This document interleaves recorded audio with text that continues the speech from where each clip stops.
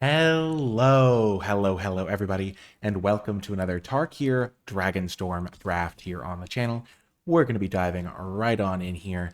Let's see what we can find. If you enjoyed the video, hit the thumbs up button, subscribe for more, comment with your questions, thoughts, and feedback. I love interacting with you folks in the comments. And our rare, pretty good Naga Flesh Crafter. Definitely an interesting rare at the very least. So you have it enter as a copy of any creature on the battlefield, yours or your opponent's, and then you can use the renew ability to exile it, put a counter on a non-legendary creature, and make all of your other creatures copies. So pretty interesting card. We'll look at the other options though. Mardu Monument is a great card if you're playing Mardu because you need the fixing and you're happy to play that in your deck that doesn't have access to green fixing. There's Rakshasa's Bargain, which is solid. And then in the commons, Mardu Devotee calls out to me as a card that would go similar to Mardu's Monument, similar decks. The Fleshcrafter is interesting, especially because you can copy your opponent's stuff. And there's a lot of dragons in the set. So I am tempted. I might just take Mardu Monument, though. It's spicy. Yeah, I'm just going to take the Fleshcrafter. I think it's just a good card, and it's one color instead of being very committal to Mardu. Now there's Roiling Dragonstorm as a card that I'm pretty excited to put in my deck.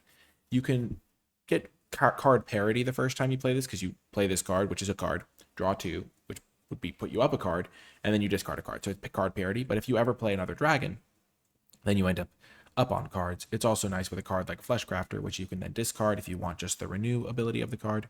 Draconologist is a bit too inefficient. 3 mana for a 1/3. Getting an instant sorcerer dragon's nice, but doing that for 3 mana is a little bit tricky. Giving your dragons hexproof can be nice, though. I'm just going to take the Dragonstorm pretty happily here, though. Blue card into blue card is nice. Lie in Wait is a good card, but it's a bit color committal. Serpent's one that I want to try out, but it's not like a super early pick. Okay, if you twist my arm, I'll take another Dragonstorm. The cool thing about Dragonstorms is if you only need one, then you can discard the second one to it. But if you just want multiple, you can just take over with dragons. This will really up any dragons in my pick order. So Durgar Island Dragon would be good. Sagu Wildling's a good one, though they get taken quite highly.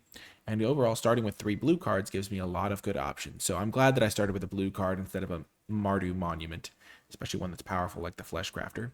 Also, conveniently, Dragon's a good card to copy with this renew ability. So overall, good start. If I wasn't taking the Dragonstorm, I might take Sagu Wildling, or more likely, I would take the Dragon just to stay flexible. Okay, so 3 picks in. We've gone good rare, blue card, blue card. 4th picking Riverwalk technique is a little bit ambitious for me. I don't really want to do that. Formation Break, even though I think it's a good card, and I'm tempted to do just that. Formation Breaker is a pretty reasonable 2-drop. If your creature has a counter, it gets +1/+2.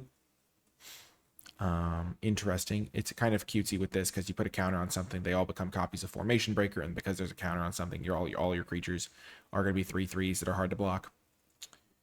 That's tempting as well. I think I would take that over the Champion of Doosan. But overall, I think I'm just going to take the Riverwalk technique. I don't know if it's the best card in the pack, but it's a reasonable card that I'm happy playing, and it keeps me very flexible. Now I'm going to take Unending Whisper over Constrictor Sage. I don't mind the Constrictor Sage. It's just a little bit expensive. And I do think Unending Whisper is a card that I haven't been giving enough credit to. Just a 5 mana 4/4. I'd rather use my 5 mana plays for dragons in this set, at least in this particular deck, especially with the Roiling Dragonstorms. There's a Teamer card with the Dragonclaw Strike, not a huge fan of it. There's Jeskai Brushmaster, a little bit hard to cast, but solid card. And then Nightblade Brigade, definitely one of the blue cards is the pick here. And I think Whisper is a nice one. This one's also good with the Dragonstorms, though, because you can discard it, but I think Whisper's a solid one. I just want to get more reps with it. Interesting. So I could take the Rugged Highlands. I could take a Dragonstorm Forecaster. Dragonstorm Forecaster plays well with the Dragonstorms because you can fetch up the Boulderborn Dragon to just get a card in your hand that you then discard with the Dragonstorm. Rugged Highlands is also tempting. I think I'm lowering the Dragonstorm Forecaster a bit. I've played it a couple times. I don't like how it forces me to take other cards sometimes. I could still play Sultai. It's tricky. I think I'll just take the land that goes with a Teamer deck. Because I do like Teamer. Kishla Village is nice. Agent of Kotis. Dismal Backwater is another option. I'm definitely taking a land here. I think Trade Route Envoy is not particularly useful to me. The Village is tempting, though. Giving me a Surveil land for the late game if I play like a Sultai deck. Pretty reasonable. Dismal Backwater is a decent option as well. If I do play a Sultai deck where Dismal Backwater is good, though, I'd rather have the Village. Now we get a Forecaster here as well. Pick 8 is a much better time to take a Forecaster. I think Teamer Tawny back is going to be a better card, though, a lot of the time.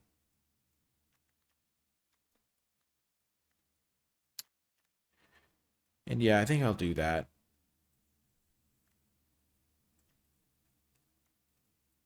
There's no guarantee that I play Teamer, but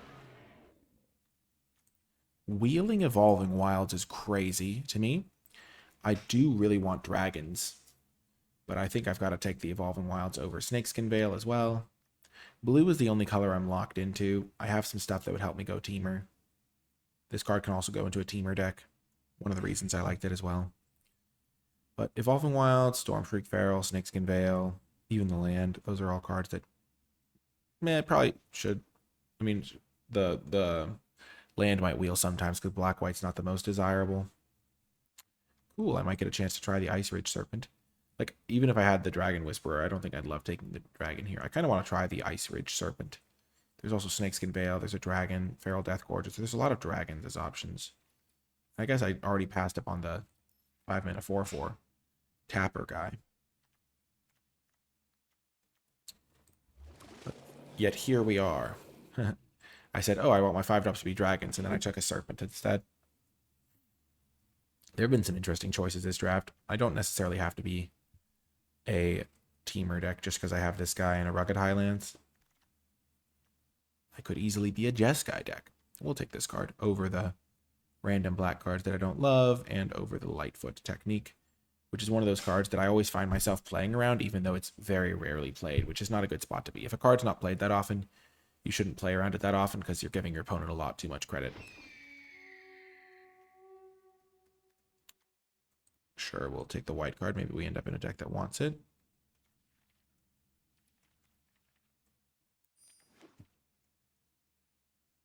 Alicia's Legacy is not a great card.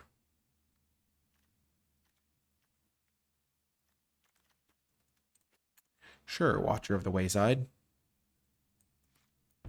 Fill my graveyard a little bit, if I have a deck that cares about that. Last pick, Dragonstorm Forecaster. I don't think it should go last pick. I think other players should be taking it a little bit higher than that. Okay, interesting. So I've got Sinkhole Surveyor as an option, but I didn't have a ton of black cards. There's a Licid Prowler. This card's definitely pretty solid. Huge creature for 4 mana. Fits into Sultai or Teamer, whereas this card would only fit into Sultai with my current tons of blue cards configuration. This is a good card for Jeskai. There's a couple other green cards. I think I'm going to just take the Licid Prowler, though, pretty happily. I like the flexibility there. And then I could take Whirlwind Wing Stormbrute over Technique, Hunter, which I don't love, Snakeskin Veil. There is a red removal spell. But I kind of want to just take this card. I really want more dragons to go with these Dragonstorms. I haven't gotten to play with this one as much as I would like. Okay. Now there's another land. There is an Spirited Vanguard. Another Constrictor Sage. Another Riverwalk Technique. Boulderborn to go with this Forecaster that I ended up with. This should wheel, though. There's the Dragonclaw Strike. I'm not committed to playing red, though. Sagu Pummeler is also pretty solid.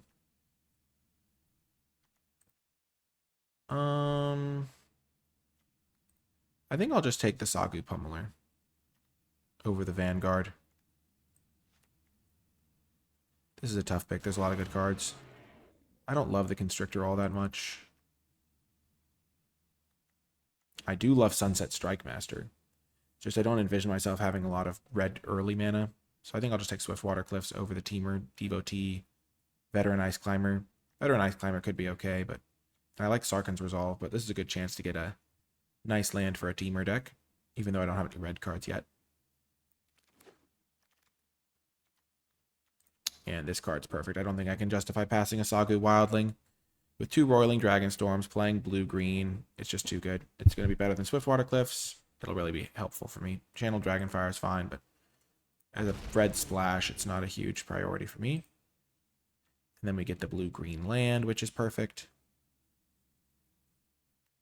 There's a Serpent, there's a Teamer Tawny back, but the land is just what we're looking for. So let's take stock. I made that pick quickly so I could take some stock. We're not going to play the Monastery Messenger. We're going to be playing blue-green base. We could go red. Probably going to go red because we have 2 lands to help with red already. We have a couple of dragons, so being able to flash out dragons is nice. Being able to flash out sorceries can be nice. Another Riverwalk technique.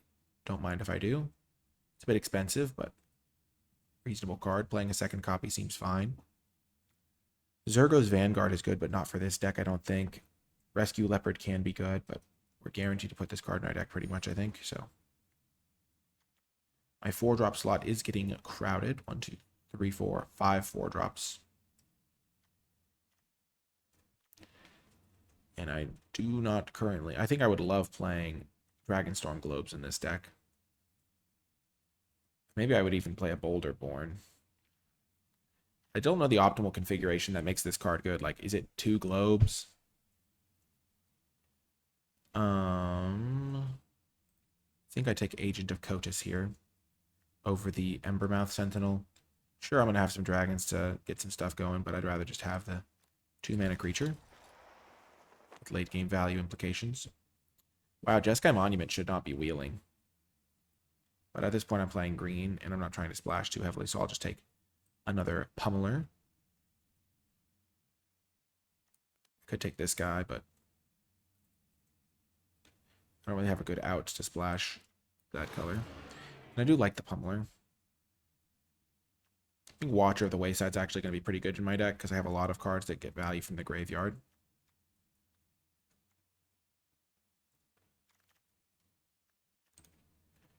Roamer's Routine or 3rd Riverwalk. I wonder if I just play another Riverwalk. I don't like playing too many of them. But I don't like Roamer's Routine either.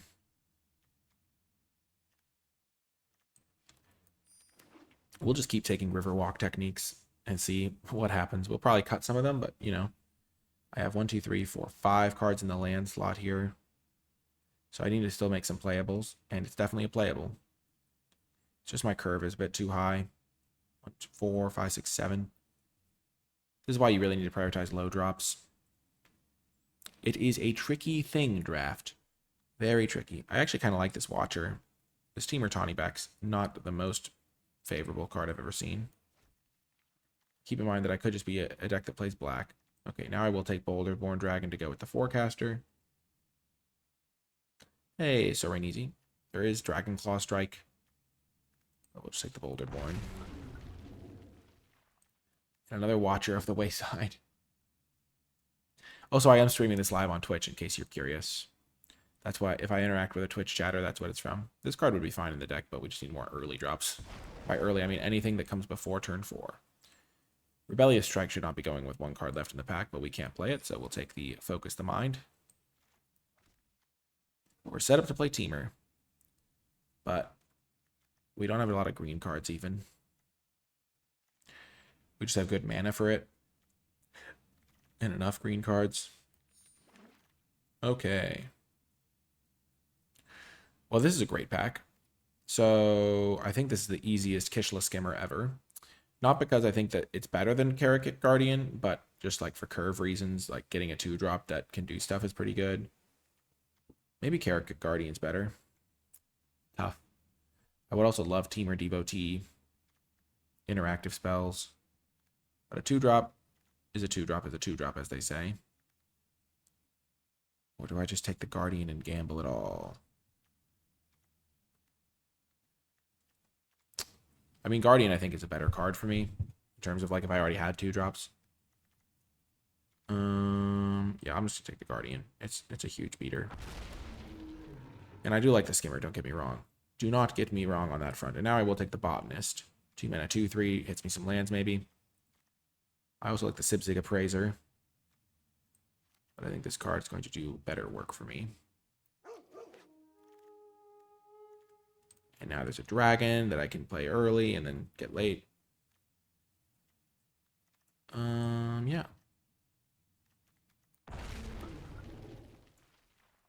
Beautiful. I love seeing Dragon Sniper. This is a perfect time to get a Dragon Sniper. Early game card. So I have 1, 2, 3, 4, 5 dragons. Pretty good. I have 4 more picks to get early game. You might notice I have not taken Constrictor Sage any of the chances I had. It's still a fine card, but not one I really prioritize. Very easy Dragon Sniper. This Dragonstorm Forecaster and Boulderborn Dragon are getting out unless I get a Dragon Orb. And even then, maybe I'm not that interested, though. With 5 dragons, I think Orb would be pretty good for my deck. I've got some decent fixing. I've got 4 lands to help me and the Sagu Wildling. So an Orb would be nice as a helper for that.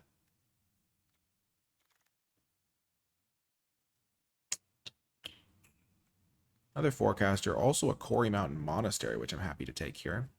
Getting that late game value from the mana base. Huge. Another Dragonstorm. This is going to be a Narset's Rebuke pickup time, though. So maybe I just take all of the Dragonstorms. Kind of have this for interaction.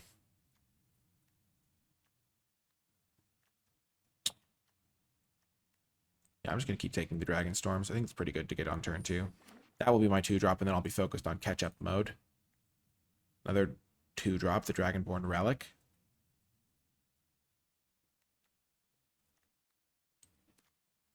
Get some early game going. Nice, another interactive spell. So at this point, I can get rid of the Forecaster and the Boulderborn, because I did not get there on that package, but Fresh Start is a great removal spell for early game. Or late game, honestly. And we got the Temur Devotee back. That's huge. I would not mind the Tranquil Cove. Just so I could potentially activate the dragons. But I need this Temur Devotee. This is a 4-mana value card. Taking it over Agent of Kotus.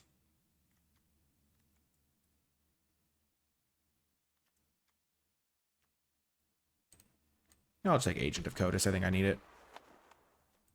Rescue Leopard to the rescue. Then I get the Earth Carver. Nice. And I do want to try the Serpent.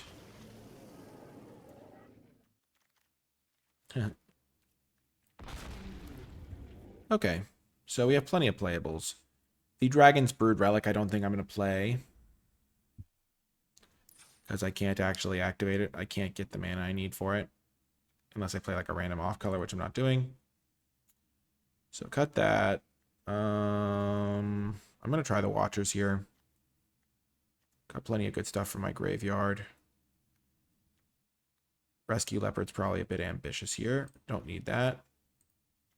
Makes my mana a lot better. I need to play at least 1 mountain, though. So that I can fetch it off of my Sagu Wildling. Though, and my Evolving One, so that can be 1, 2, 3. Yeah, 1 mountain is enough.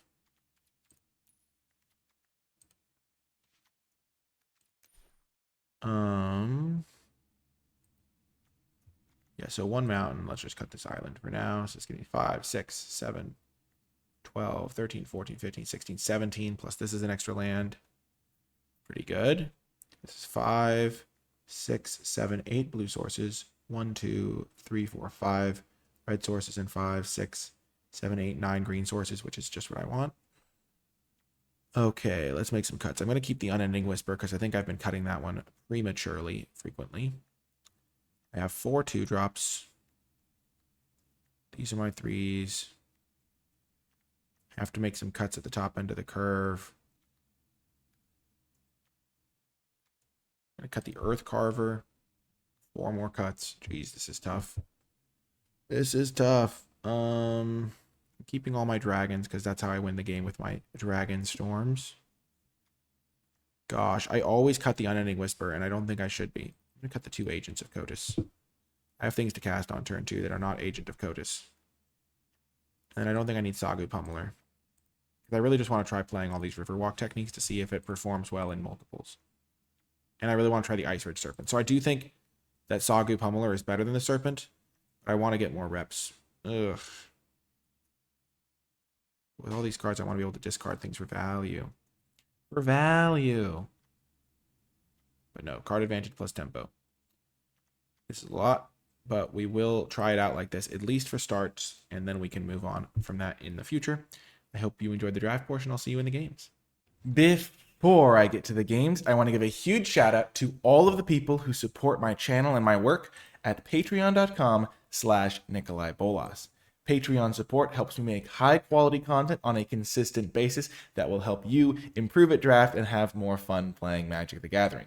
Patrons also gain access to exclusive bonus resources like my card-by-card tier list, where I grade every card in the set on an A through F scale, and my Format Thoughts document, where I provide extra insights and stuff that I'm thinking about while playing the format. I want to give a special shout out to those patrons who support at the credits level. It really does make a big difference. And without further ado, let's get to the games. Welcome to round 1. Classic hand, can't cast anything until I find an island. I have 9 blue sources in the deck if I include my Sagu Wildling. 9 blue sources. And then I'm on the draw, so I have 3 draw steps. To find one of 9. I'll keep it. Because I kind of need to be able to hit my land drops. Beautiful, got there.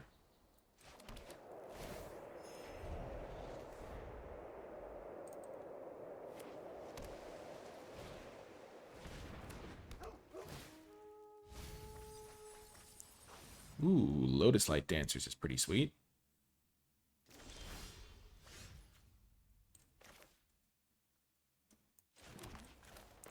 Let's preserve our life total first and then play the Roiling Dragonstorm. I would definitely prefer this to be a Sagu Mauler, so I had something to discard for value. And with the 2 of these in the deck, I also want more cards that are good to get in the graveyard. So I think I'm going to reorient the deck after getting to play this card once, just so I can get a sense of this card. Because there's a chance it's pretty good. I think it's better against other matchups than this one, though.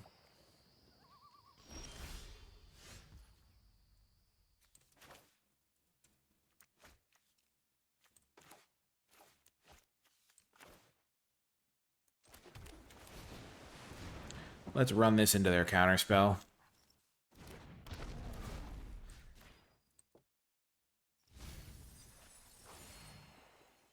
They're trying to figure out if it was worth it to counter that. I don't think it was. I think they probably made a good call not to. But if they waste their mana, that's good for me.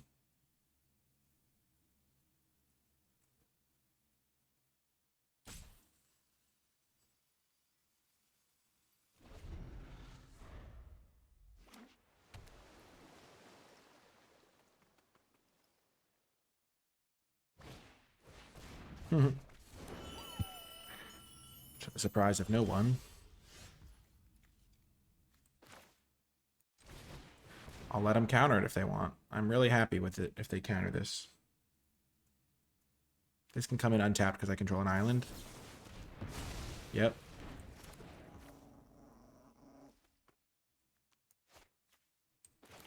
I will thin my deck a little bit.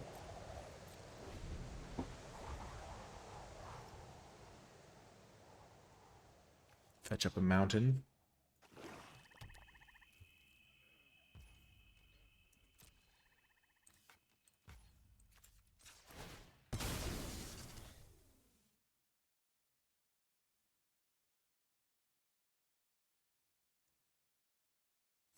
They're holding up all this mana.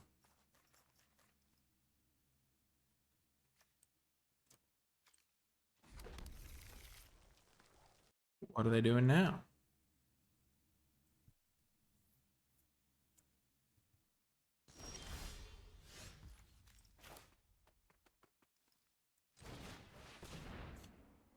Do this. If they have counter unless you pay 2, I can pay the 2 now.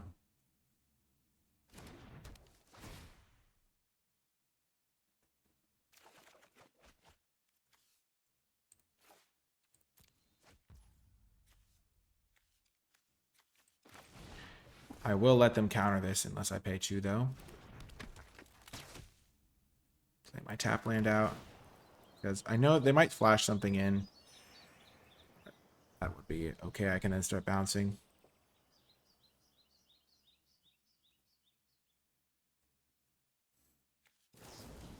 Okay. Durgar Island Dragon, sure.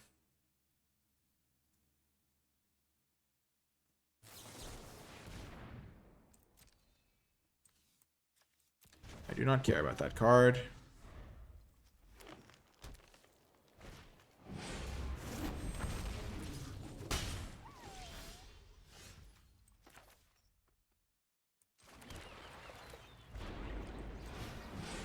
Tradesies. Pretty good. The Dragonstorm is looking great here.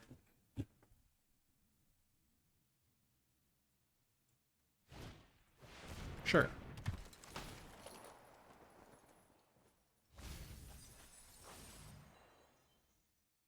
These guys, on the other hand, not so much. I'd much rather they were Sagu.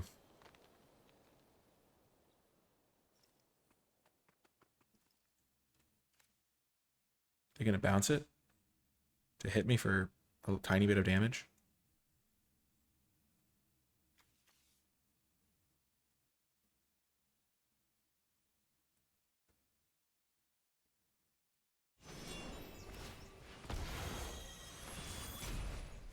Sure.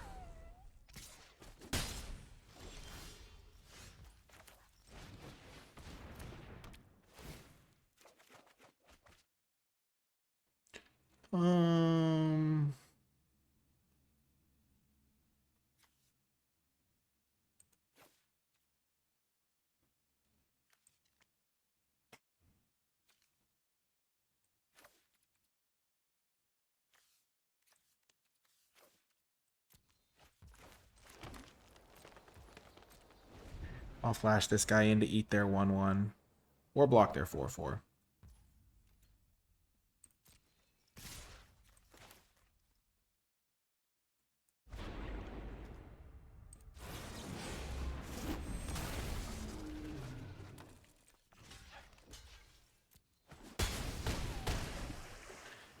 That's a fine block to make. The botanist, sure.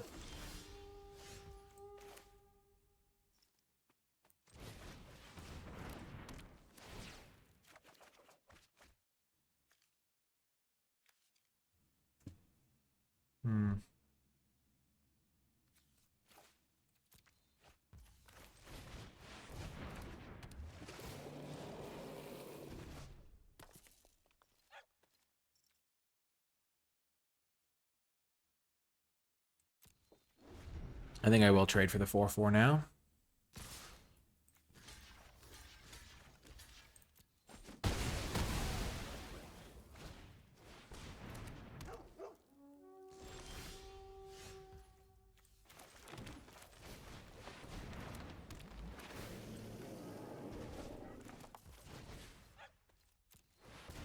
I did that in the wrong order. I should have looted before.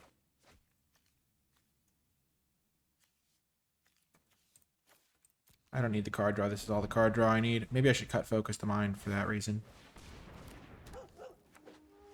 Okay.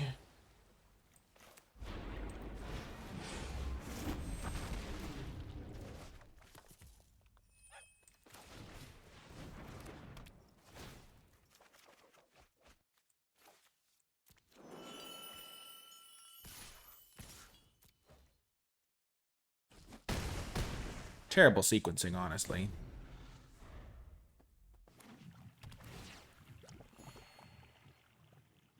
Should have hit them first.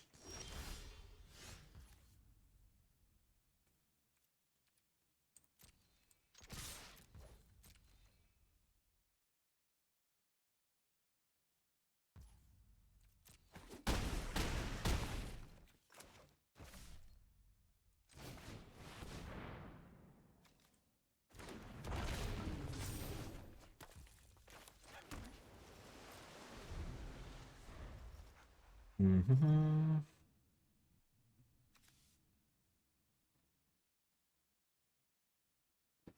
I'm going to cut focus the mind. Nicely done. Good win. Okay, the bounce guys were pretty good in that late game. Yeah, I like that. I like that a lot, actually.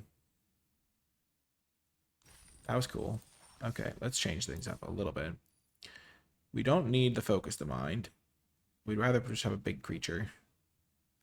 We probably don't need Unending Whisper as much as we just need like another thing that's good to have in the graveyard.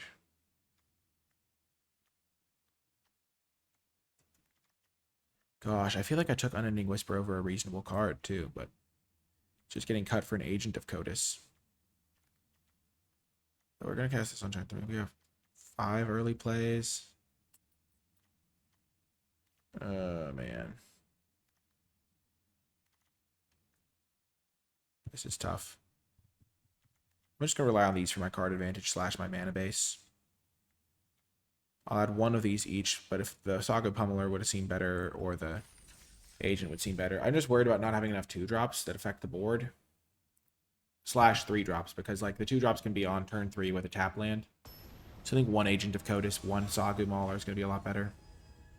Ooh, Molybach, that's fun. They're a Twitch mod and some other Twitch streams. So I've interacted with them before. Okay, on the draw, we're going to keep this. These 2 guys will keep us safe. Watcher can mill some stuff.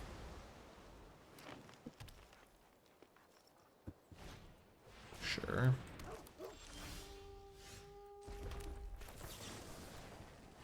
I'll just use this on this guy now. I have stuff to do on every other turn. Sure. Nice, he got a land back.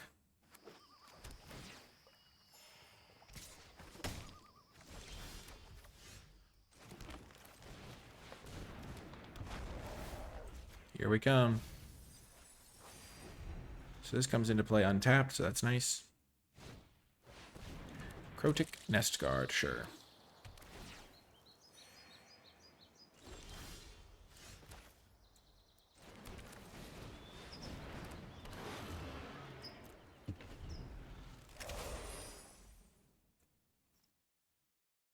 I think we're in okay shape here. Oh, they need a land. So they have all spells in hand, I assume. Sure.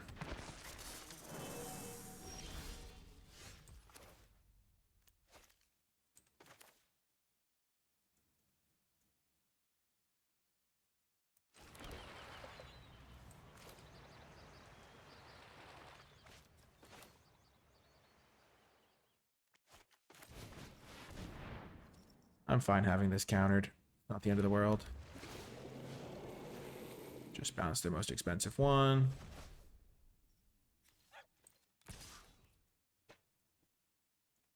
And I don't want to trade 4/4 for 2/1 Death Touch.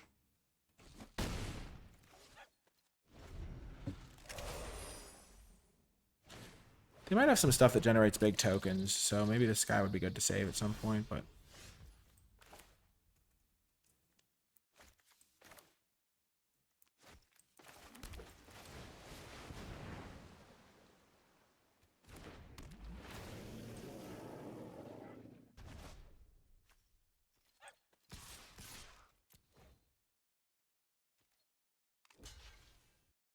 Sure.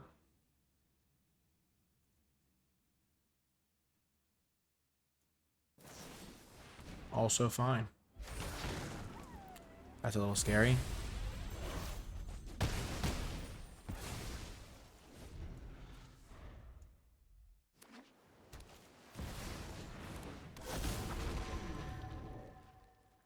So they almost certainly have Snakeskin Veil.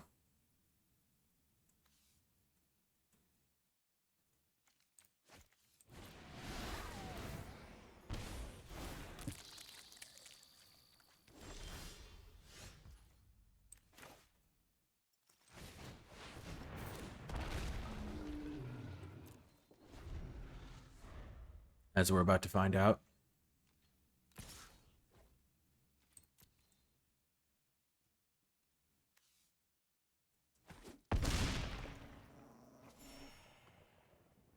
Like, otherwise, I would have cast this guy.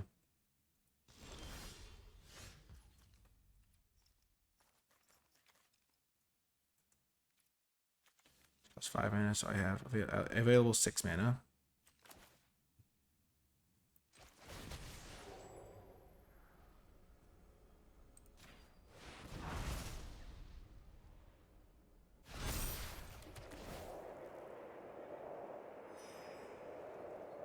You can't beat everything, though.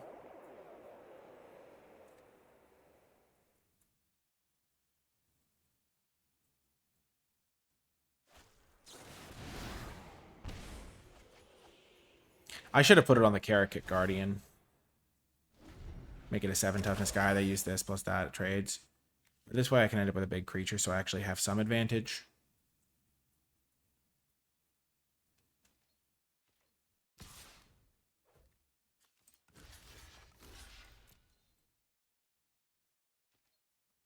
So now if they have Snakeskin Veil plus removal spell, I lose the game. But they do not.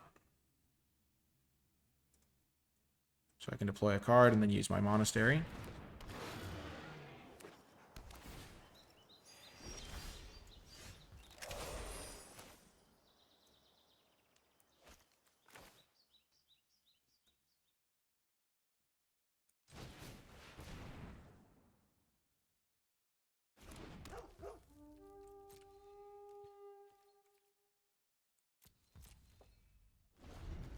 Monastery is going to be useful here.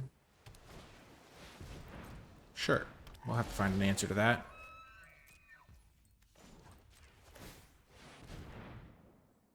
This is where the mana comes in handy. Nice.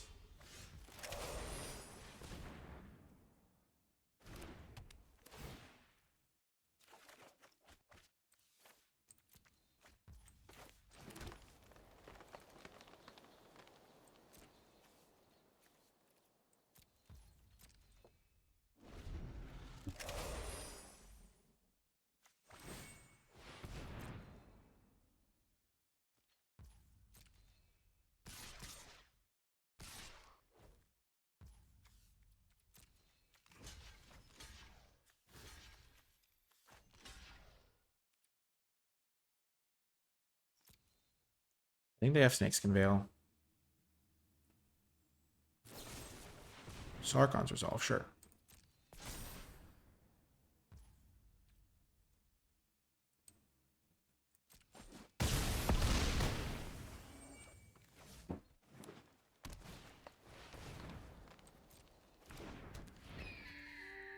I think I would actually rather Surveil 2 here.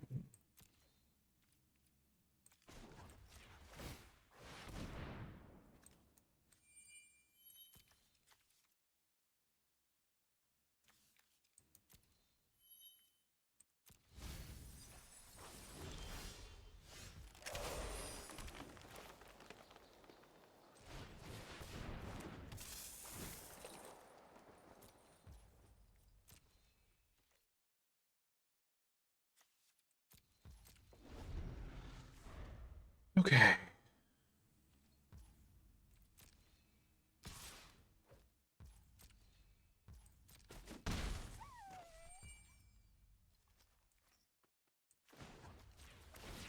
Looking for spells.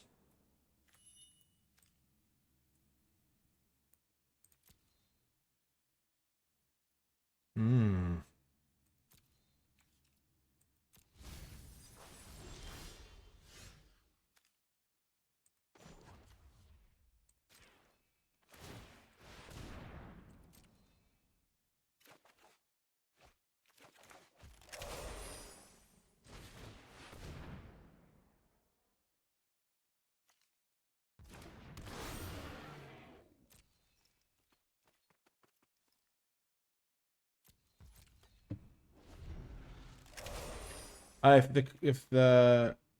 it's enchanted with like an aura, I would not get the aura. So I have 12 cards left. They have 14. I'm gonna start having this counter spell up, which will really help me out. Ooh, that could be good.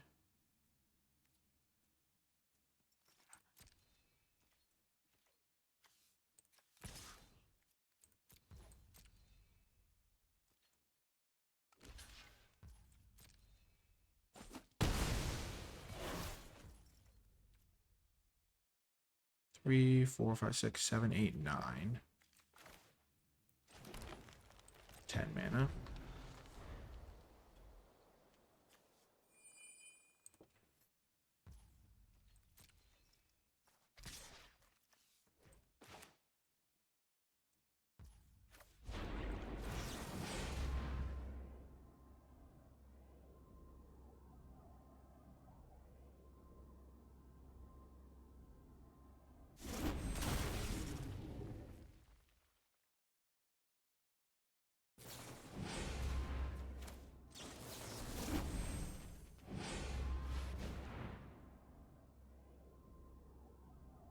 Let's just say no to that.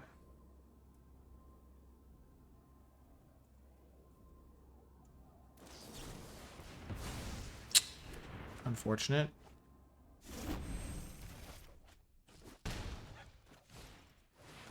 Sure.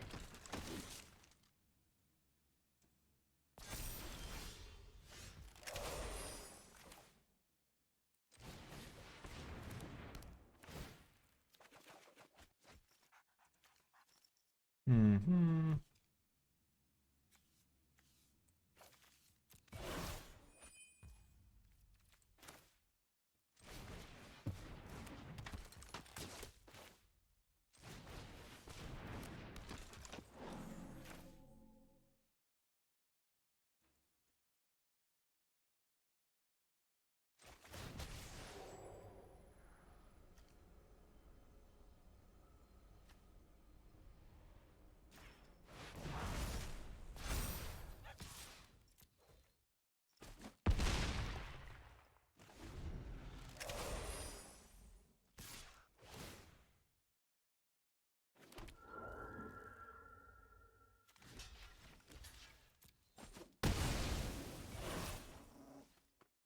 Pretty good trade for me again.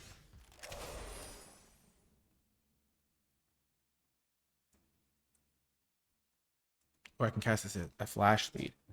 It's pretty good. How many lands do I have in my graveyard? 1, 2, 3, 4, 5.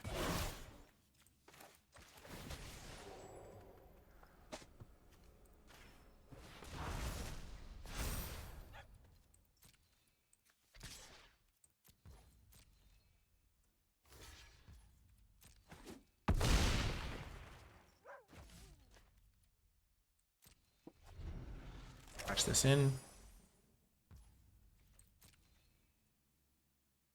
Hopefully after they make a big attack. Nope. Okay.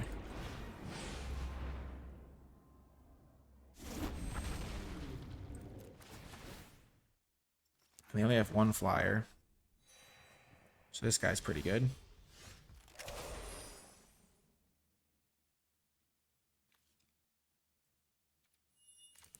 So I've drawn one Riverwalk technique. I have one more in the deck.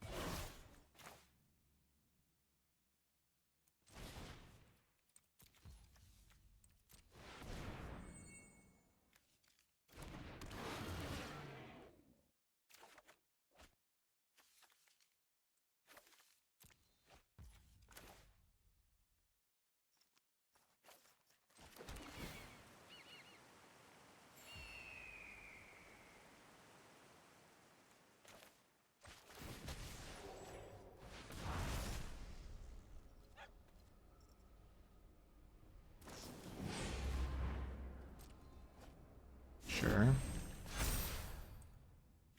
4, 8, 12, 16.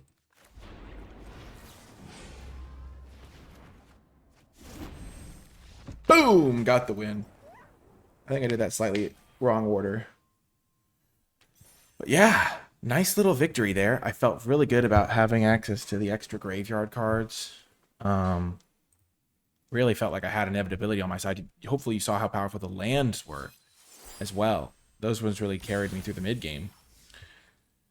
And then the dragons just get huge counters in the late game was nice as well. I could have just cast this over and over if I was worried about milling. I think the Pummeler and the Agent of Codus would both be nice. I really liked having access to the Riverwalk techniques, though. Those were nice. And yeah, overall, pretty great build, I think, so far. Nice little grindy teamer showdown, as Twitch chat puts it. But yeah, if you are enjoying the video, you can find me playing live on Twitch. If you're interested, there's a link in the description. It's basically just a way to interact with me live while I'm playing and such things. But yeah, the Roiling Dragonstorm's doing great work there, keeping me well fueled. I think I only really need one, but pretty good. And then if I get to a super late game scenario, hopefully I'll have access to my dragon that I can just use to put counters on things. Ooh, great hand, great hand, great hand. Lysid Prowler is also a heck of a card. Okay, we'll play the Dragon Sniper on turn 1. We don't have a 2-drop anyway, so we can just do this.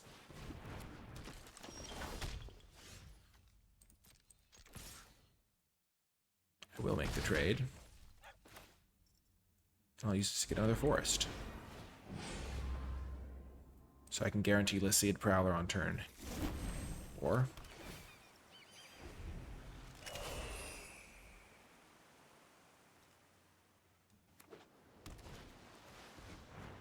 Whisper, sure. Okay, you're no longer on attacking duty, Dragon Sniper.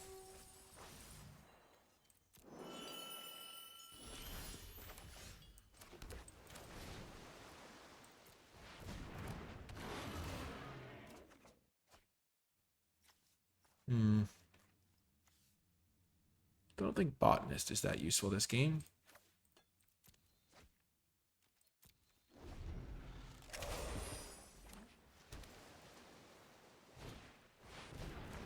Sure.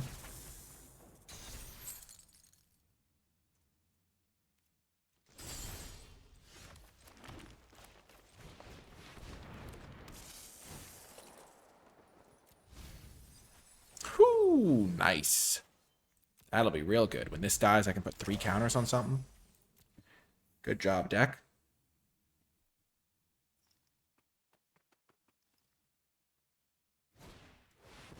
Okay. They get the land, nice.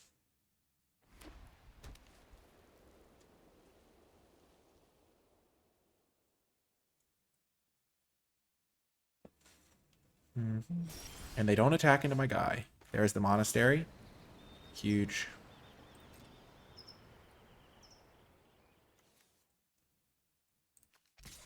I think I am fine trading the Tawny back for the 3-1. That's going to take down one of my dragons later. This is also a fine trade for me. And I'll just hold up my technique / activating the quarry. Hopefully activating quarry will work out this turn.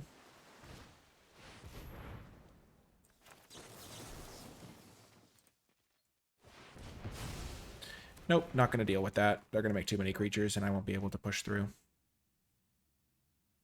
I really am liking the Riverwalk technique. Hopefully you're getting to see how it's performing.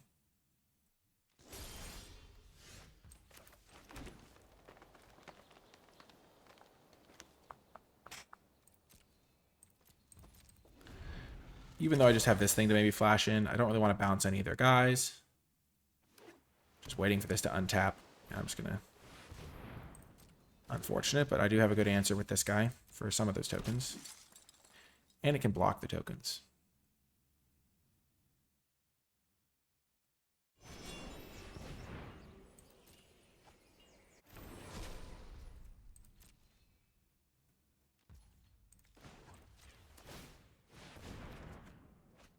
Nicely done.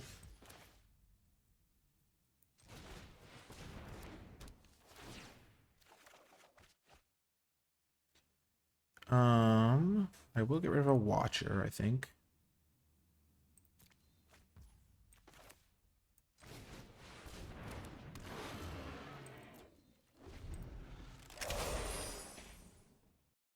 I still have all my dragons. Oh my gosh.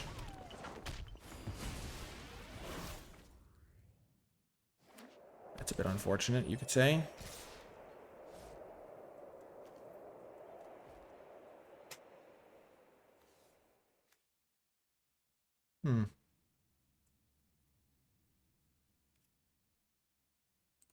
I'll take 5.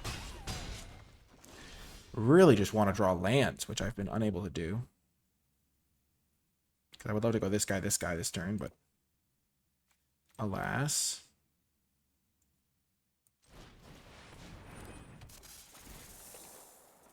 I will decline this turn. That's a bit too much of my mana to go away.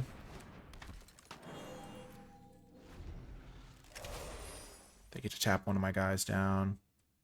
Gosh, I really need to draw a land this game. This plus this would be really good.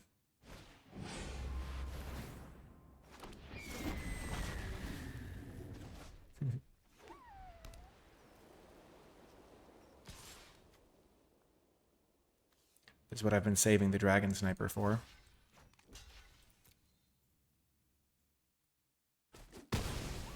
Come on, land. Just give me one. Be nice.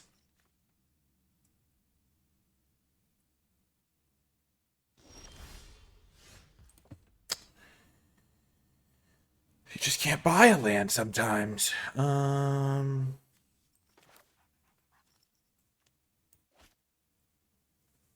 Like this plus hold up something.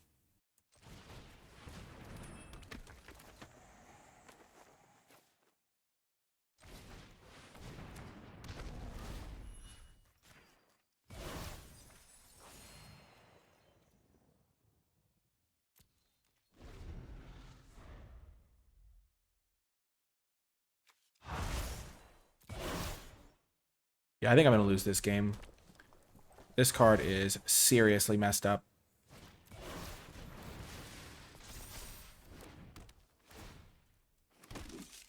And I've also been kind of unfortunate with the way I've drawn lands.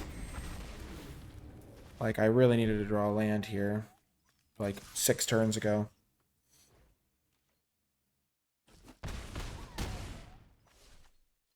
They're holding a counterspell. Oh, perfect. Just what I needed. I needed that land just like 40 turns ago. And it's not even the one I can use.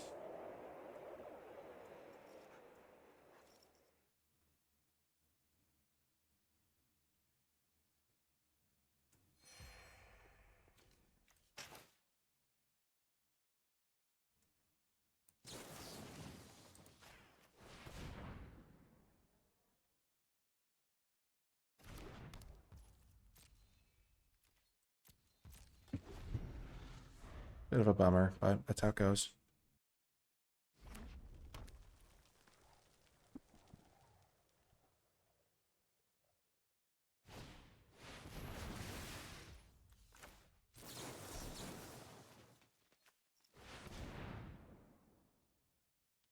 Right, they have a counterspell in their hand. Yeah, I can't play around it though, really.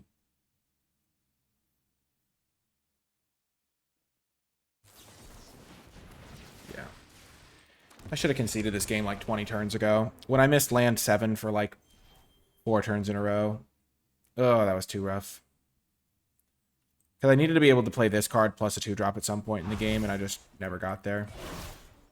I got stuck on 6 lands. I mean, it's weird to say got stuck on 6 lands, but that's how it felt. It would have been pretty okay. I think I'll play with this. I'm just going to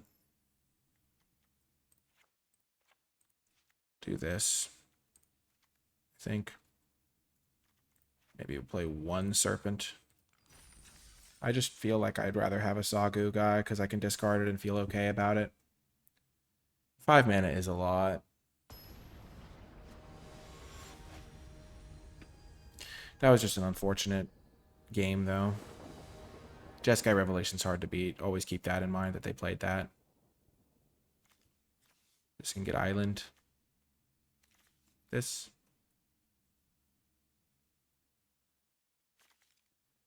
This gets Island. This just comes into play. I can cast this. Maybe this wants to get Forest, so I can play this on turn 4. It's definitely a keep.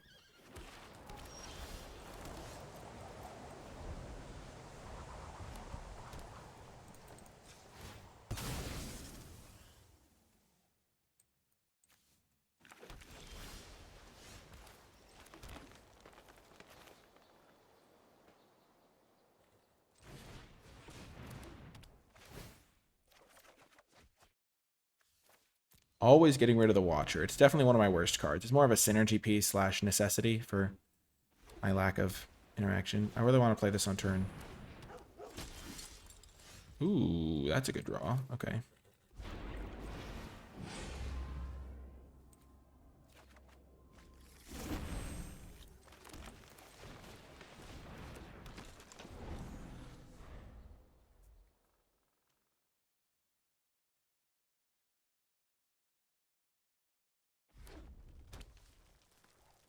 It's funny because I think my deck, compared to other decks, actually has a decent shot of beating the Jeskai Revelation.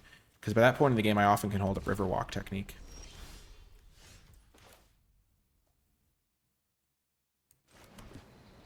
So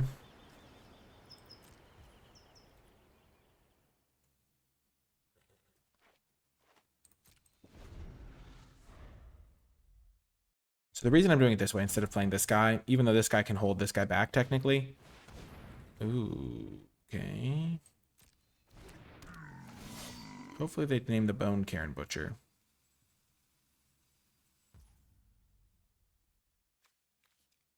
Yeah, that's about it. What I'd expect, though. Okay, sure.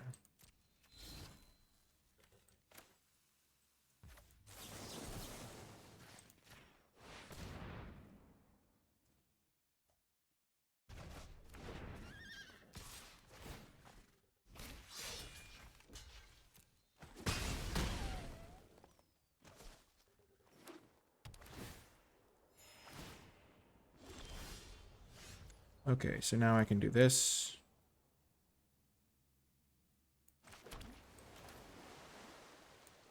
I can flash this guy in.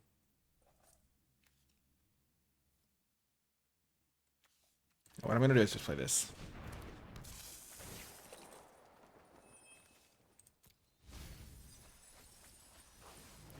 Milled a couple lands. None of my cards that work well from the graveyard. So they don't replay this guy this turn.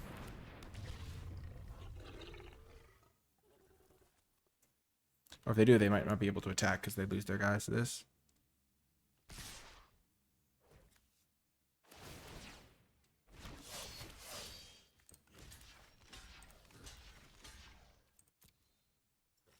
So if they have +3/+0, this guy can kill my dude.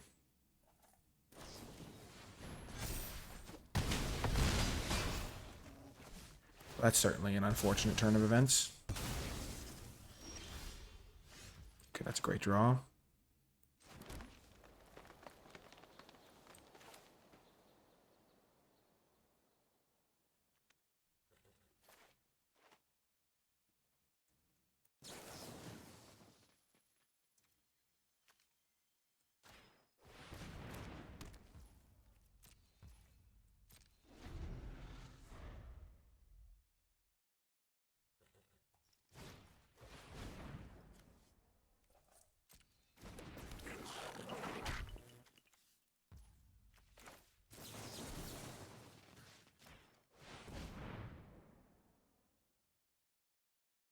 Let's see what they want to do with this guy.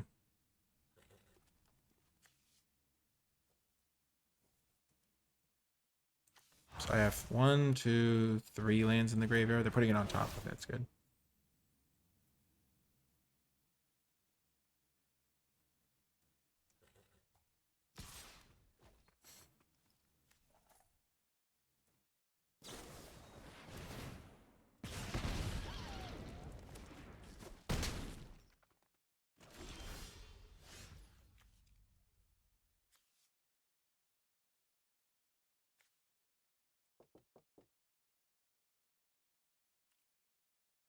Oh, they didn't have the land to play it. Okay.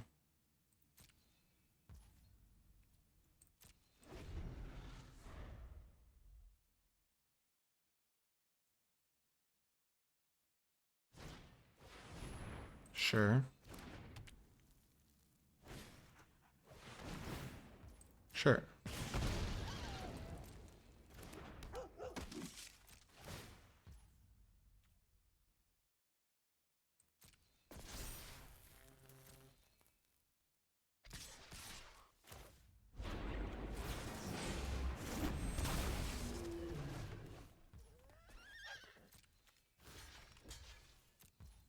So I go to 4.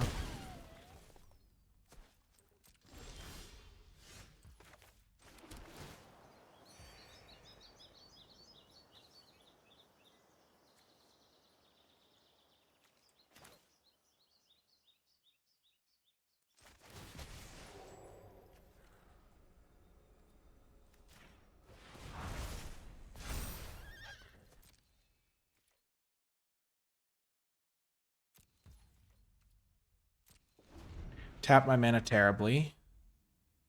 Should have kept up another blue so I could play this Dragonstorm here. That's unfortunate. Really unfortunate. Really, really unfortunate.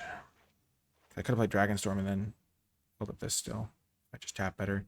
That's the thing about Arena is I just like go into autopilot tapping mana because I assume it won't screw me over for no reason. But like I could just go green green or any combination that doesn't use my blue mana. Or play my rolling Dragonstorm first so I know what I want to do.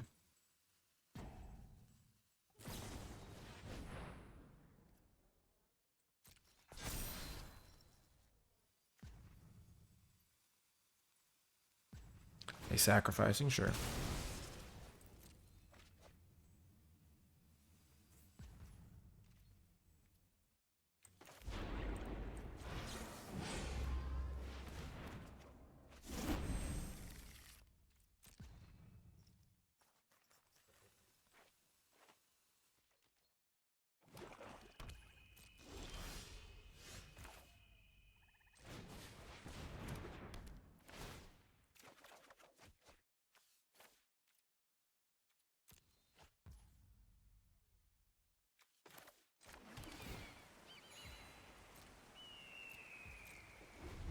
Gonna flash this in, get another 3 life.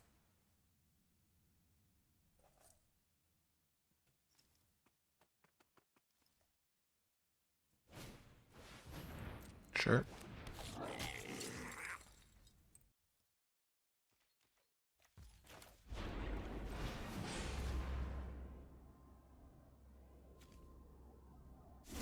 I used 2 of my counter spells, okay. This card's so good at stabilizing.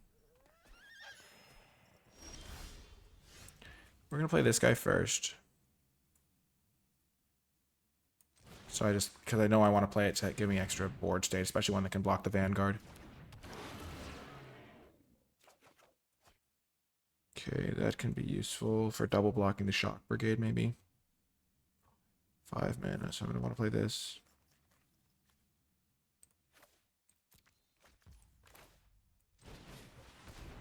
We'll see what we see with this.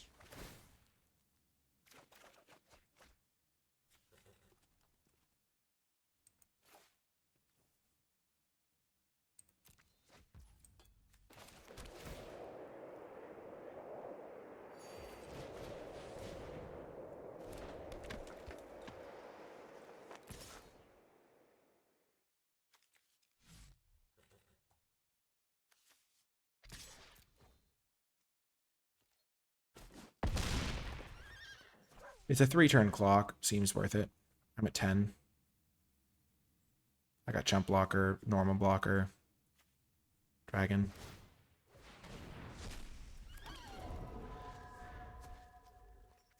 I don't want to block with my 7/6. I want to kill them with it.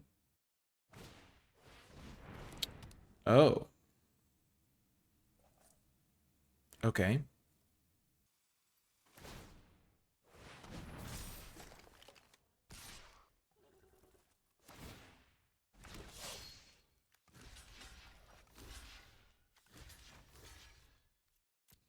Easy block.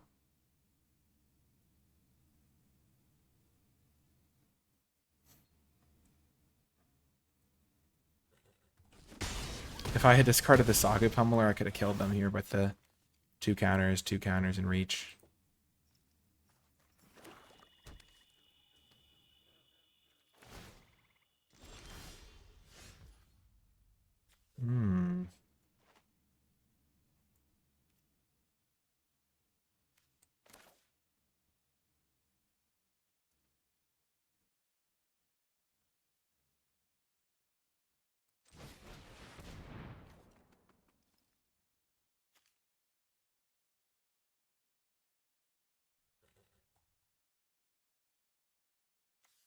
Just going to copy this to gain 3 life and bounce my thing.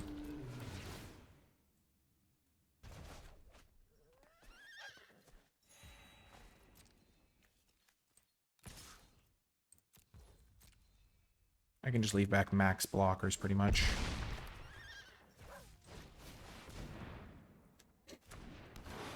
Now any of my flyers are lethal.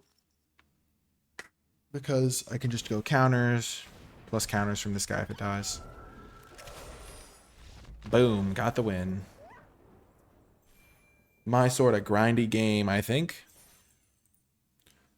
Huh. Yeah, pretty nice. Auto Tapper got me that one turn, but other than that, pretty chill.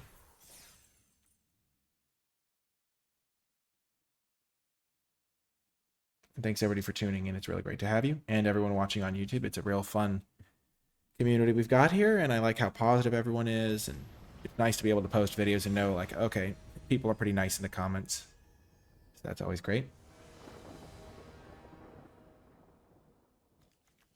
Well, this is an easy keep. We've got all of our worst cards, but we've got our colors, so that's good. They mulliganed, so hopefully our watcher flips over something good.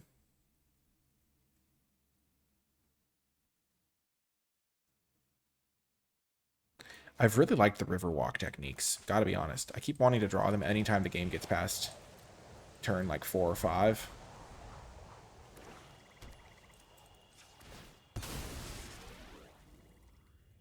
And putting the single mountain in the deck has been pretty nice. My deck is mostly blue-green, though. Not going to play this quite yet. I don't need to. I have all the cards I need, and I'd rather just be able to play these guys on turn 3.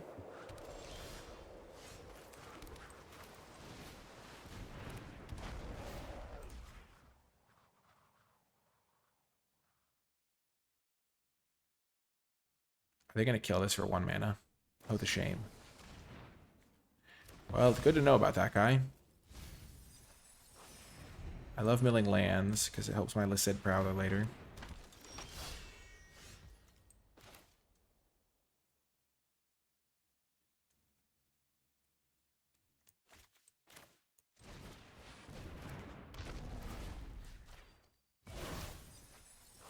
Nice.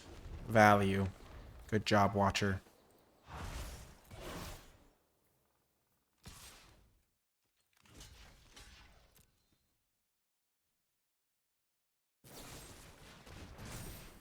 Sure.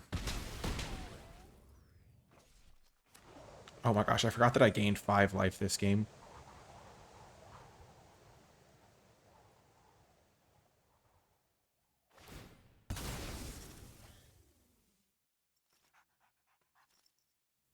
The Serpent's going to be pretty good bouncing the Champion of Doosan.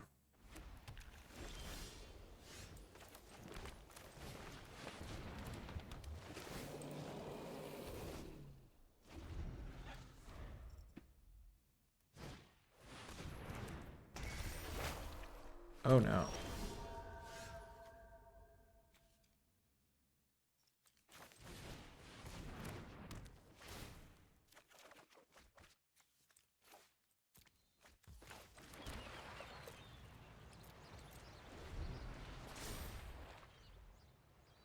I suspect they might load one up so that the Scavenger Regent can do something with its Omen at some point.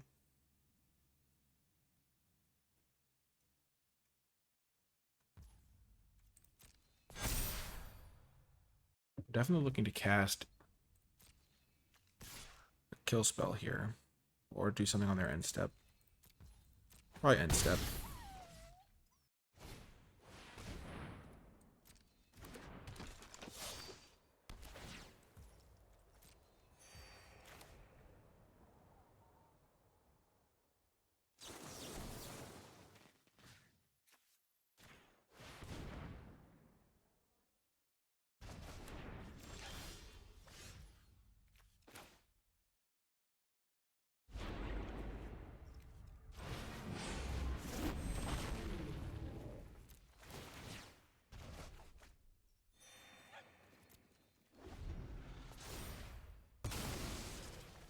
Still at 20, so that's good.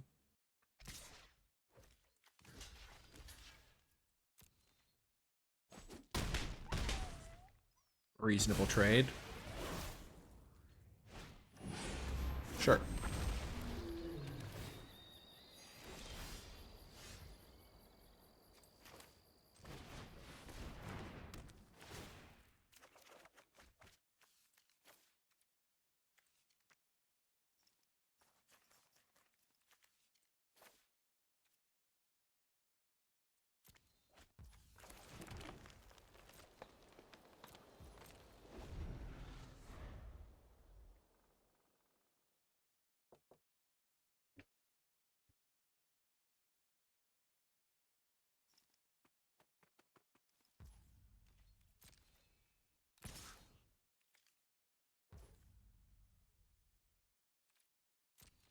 I won't block.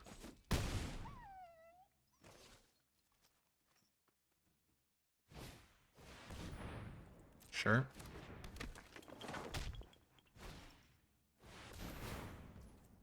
Sure.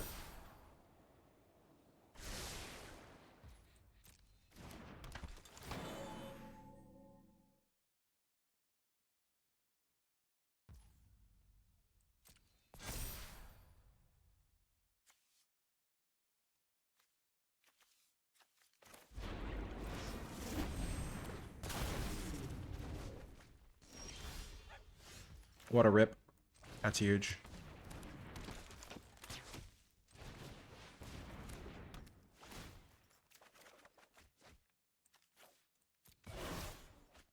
Card's definitely going to be more relevant as a counter enabler.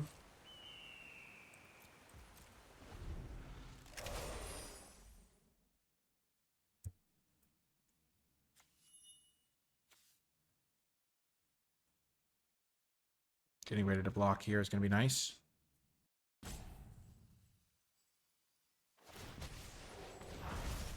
Sure.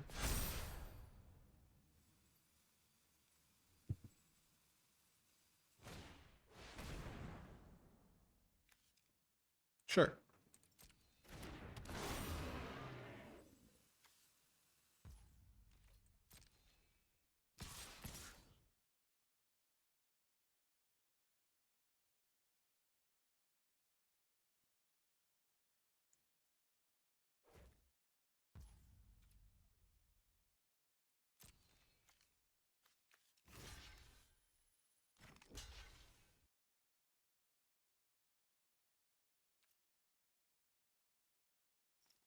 Don't want to take too much damage. I want to save this guy so we can block this guy.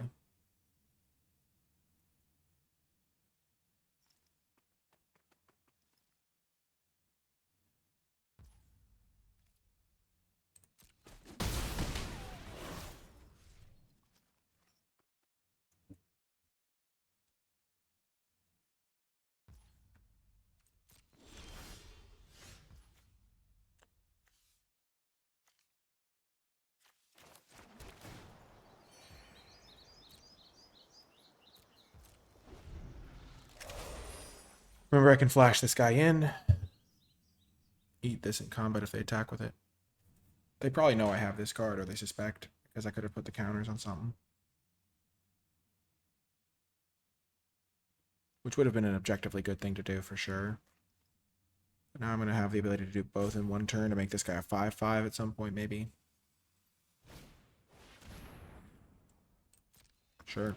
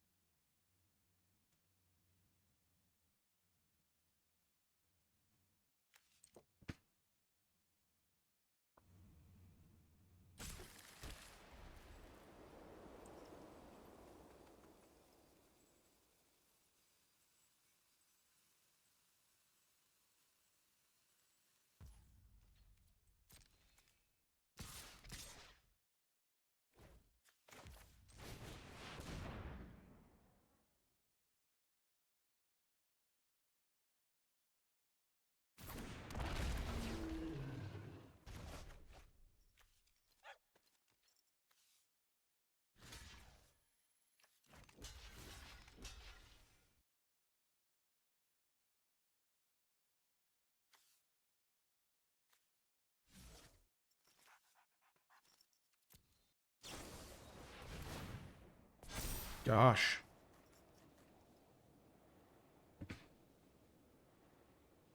That didn't work.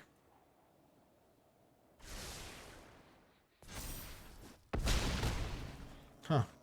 Well, I guess I botched that.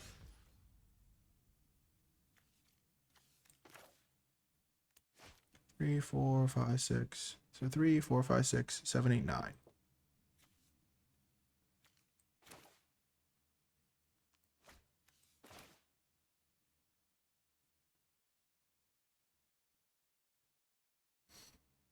Mm-hmm.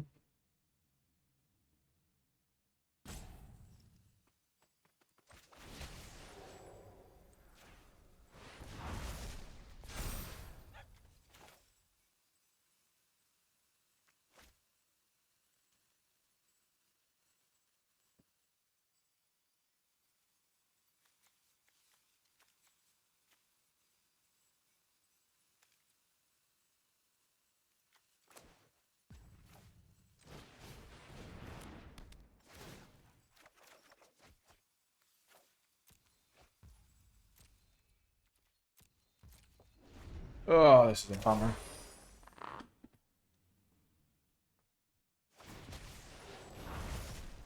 Sure.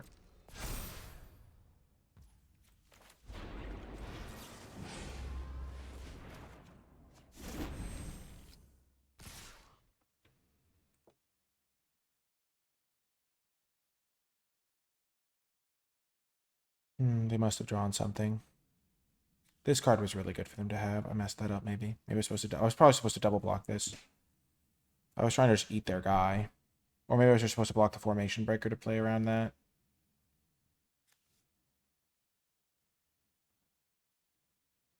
If they don't have anything, I'm hoping they make this attack.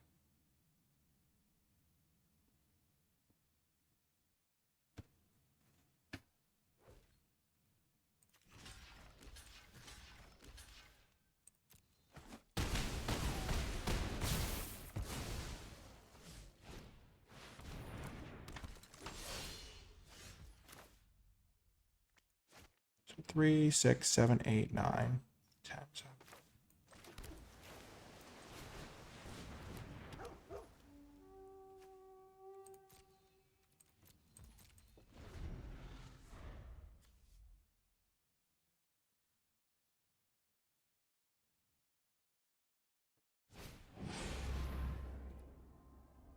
Okay.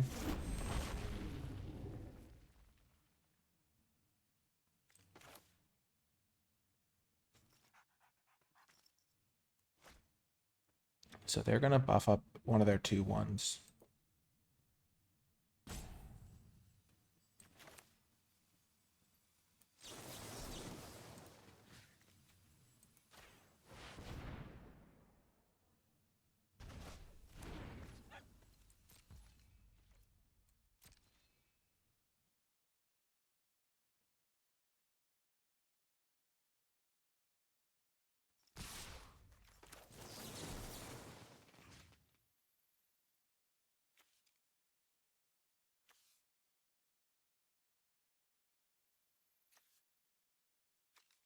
Oh, I choked that. My bad. I should have let them buff up one of their 2/1s.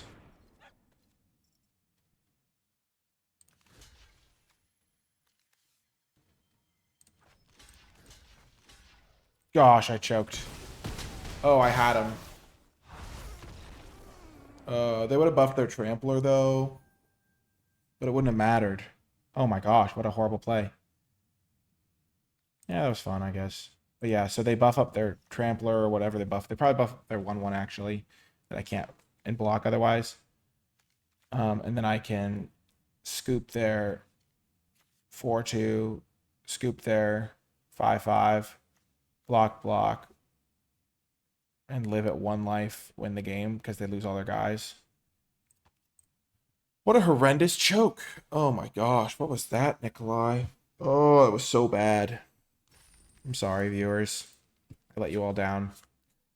That's how it feels, honestly. It's not even that I'm that mad about losing, because losing happens, but it's like, I don't know, folks come to me for advice, and then you just throw it away for no reason.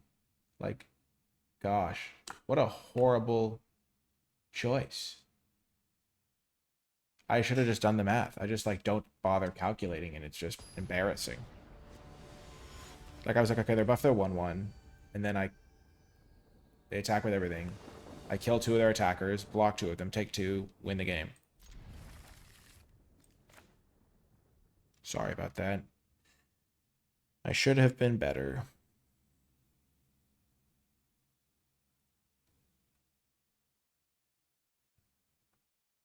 I think I played that whole game pretty badly, though. There were some other times where I could have made better blocks, or...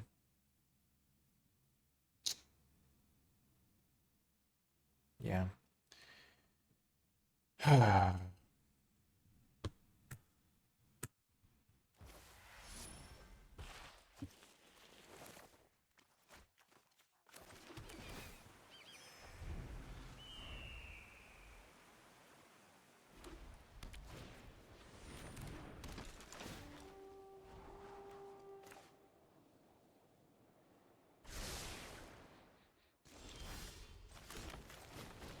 Let's put a stop to any aggressiveness. This is going to get an island, so this can come in untapped. If I need double green, this can provide it. Yeah, the real problem was when I tried to use this guy to block or whatever. They had their 4/5.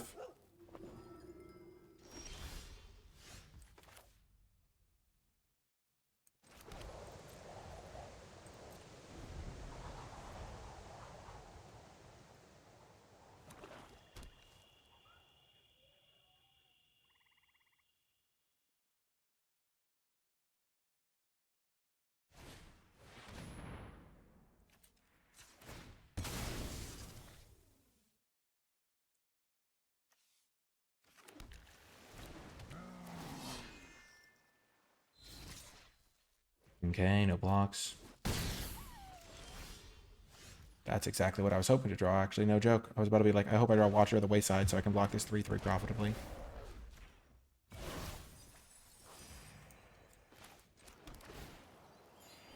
Nice. And the life gains, no joke. This is the perfect matchup for my deck, I feel like. This is just what I want to face. We lost the Jeskai Revelation, and we lost a game that we should have won, so... pretty good shape overall.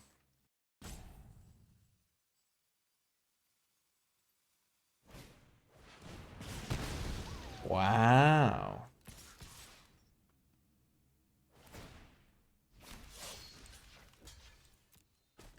So I knew they didn't have a combat trick, or they would have attacked with the Devotee as well.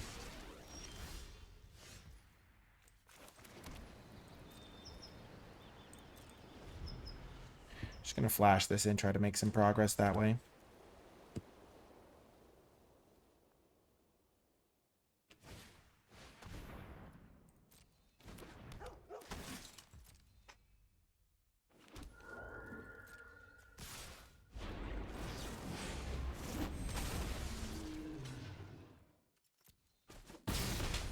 Take out the slightly bigger threat.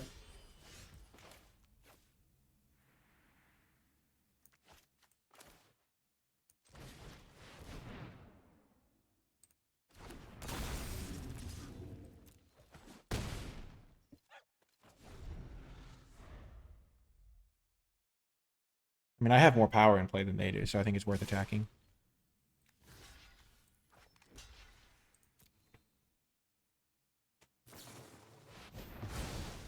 Okay.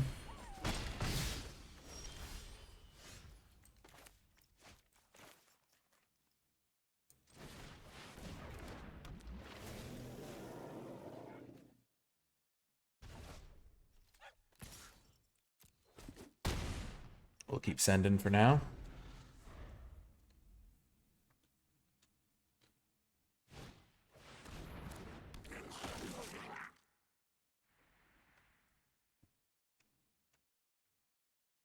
I did consider killing the Martyr Devotee to cut them off of red mana.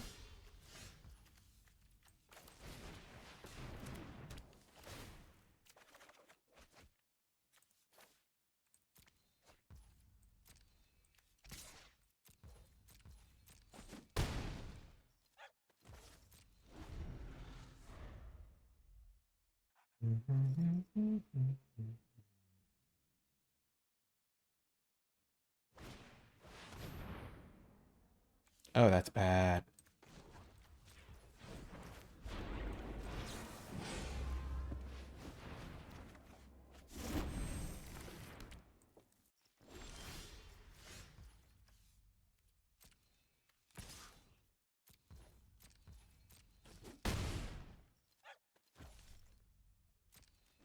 Flash this guy in, gain 3 should be enough to win me the game.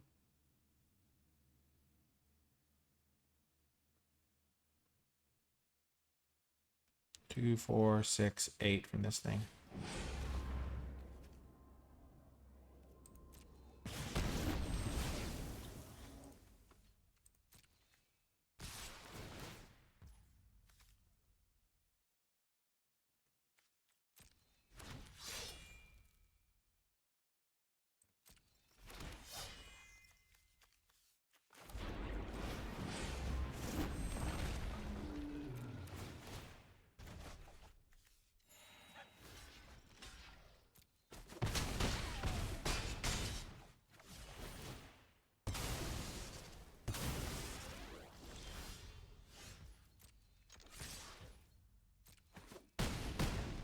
feel like I could have maybe played that better. Look how much life I gained that game, though. I gained like 8 life.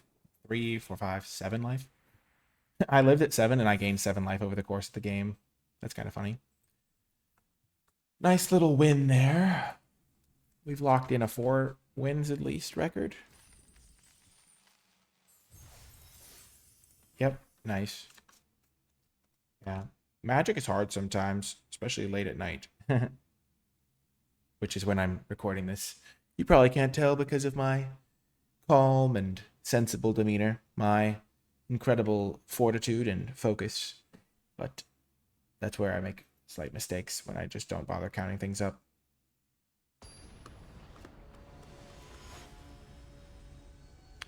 Okay, let's keep the winning going. Okay, this is an easy keep.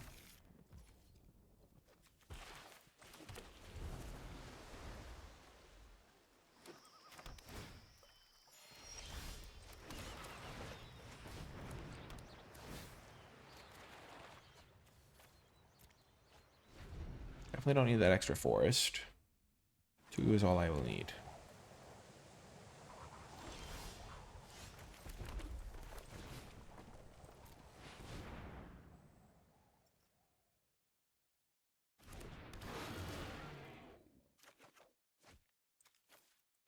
Yep, I don't think I need another Roiling Dragonstorm.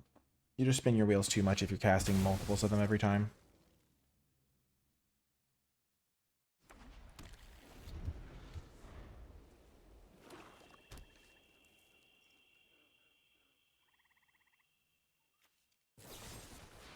No!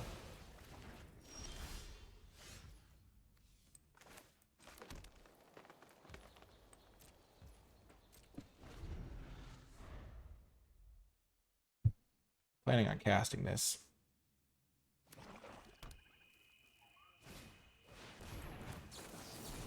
How about no?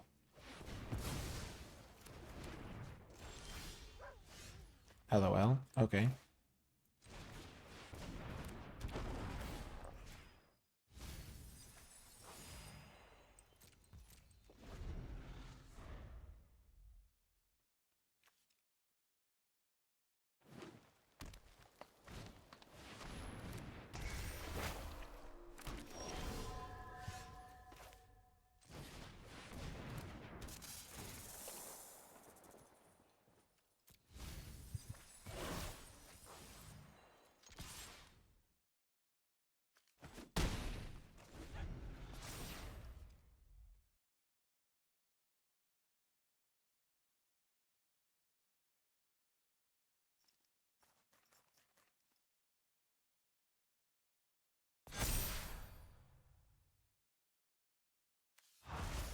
One, 2, 3, 4 lands in the graveyard right now.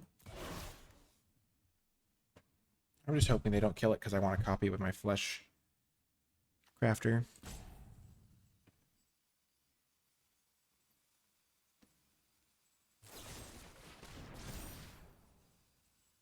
Uh-oh.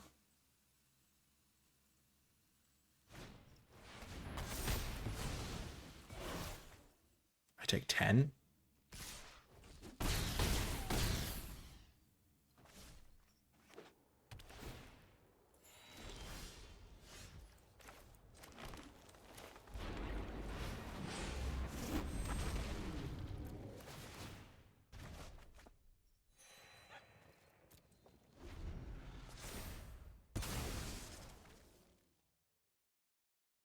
Flesh crafter is not looking so good because I can't get a thing to stick.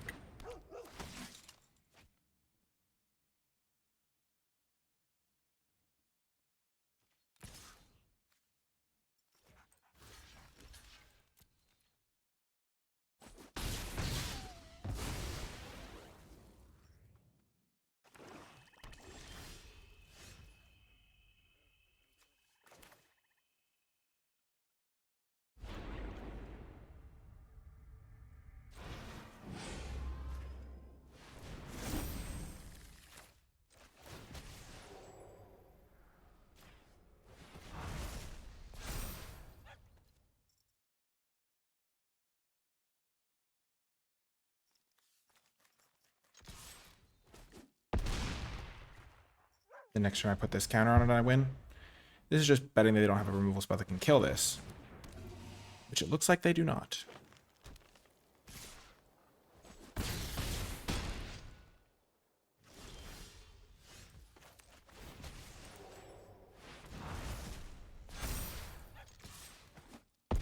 Boom. I don't know if that was the correct line, but it was definitely a bold line. It was a line for sure. I could have also just gone like, because I only had one blue mana, which was really wrecking me, so I think that was a reasonable line to take. I couldn't really do a ton otherwise. And it definitely worked, so that was good. You got to be willing to go for it sometimes. That's one of the things I struggle with at times, is like the killer instinct, because I'm like, okay, if the game goes long, I can win. Sometimes you got to be like, well, if the game goes short, I can win. And it doesn't look like they had a kill spell.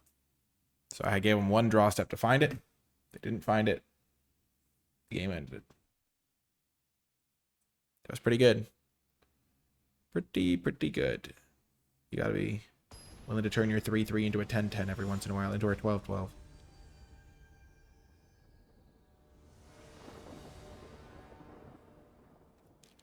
Easy keep. Am I on the play this game, actually?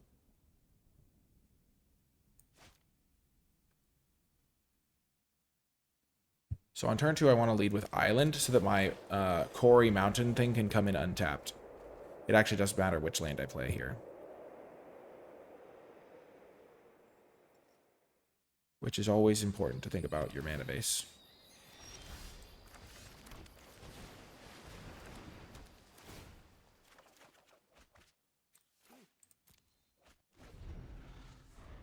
This can go get Mountain now.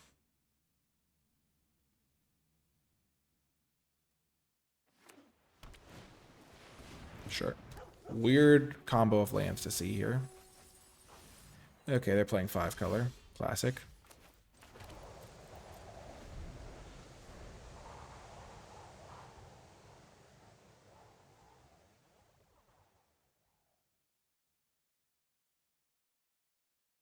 I'm just going to cycle this. There's nothing worth tapping right now. I mean, I guess I'll save a point of life, but...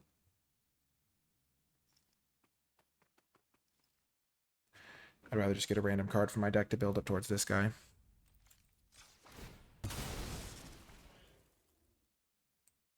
I'm already fetching this, so I don't need to worry about that. Perfect.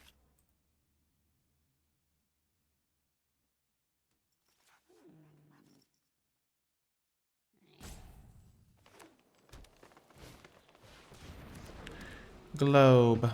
Sure.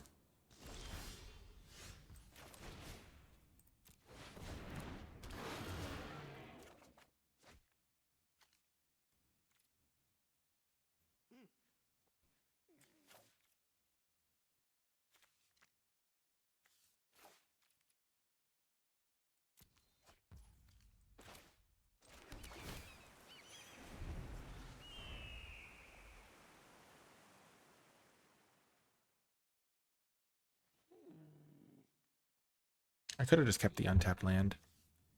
Was a consideration. Got rid of the Rugged Highlands.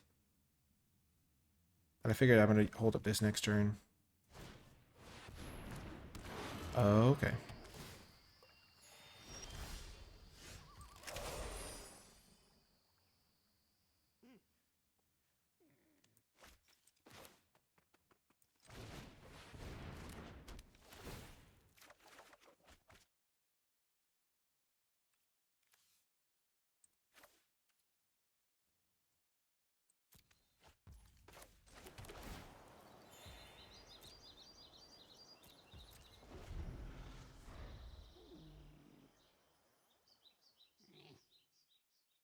Gonna get some major card advantage this game.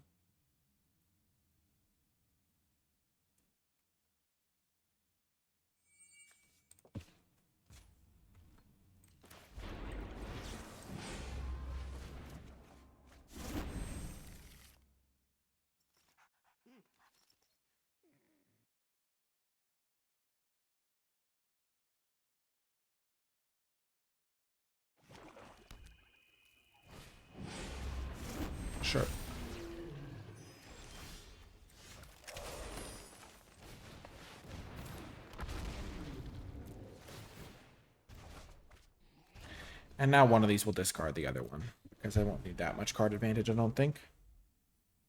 And I don't want to deck myself, and I have other things to do with my mana. Sure.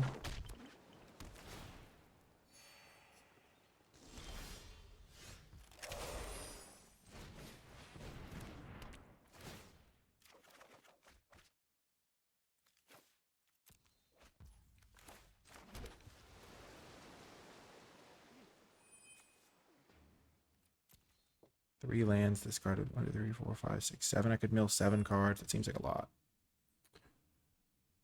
I think I'll chill out on that.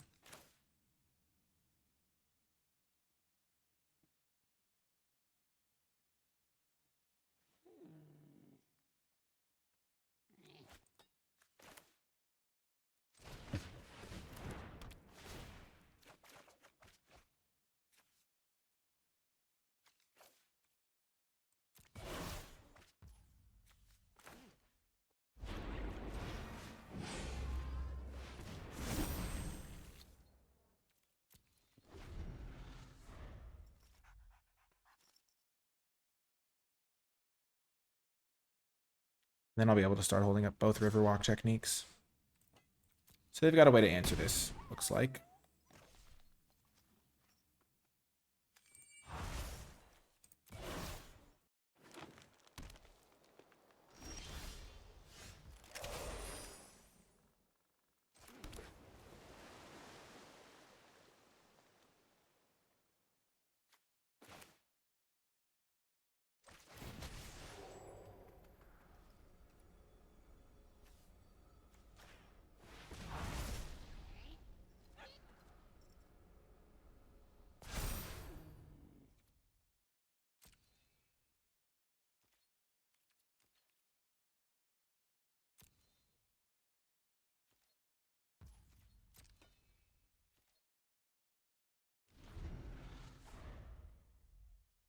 I will fresh start this guy if it comes to it.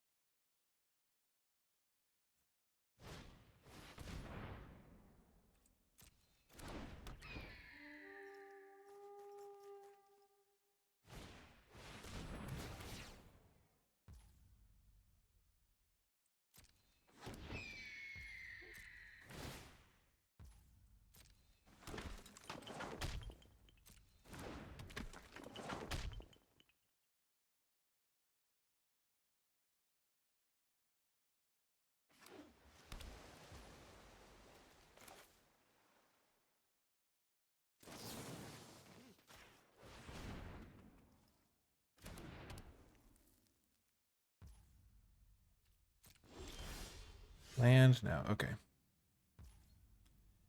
hoping to deploy this guy to bounce this token at some point.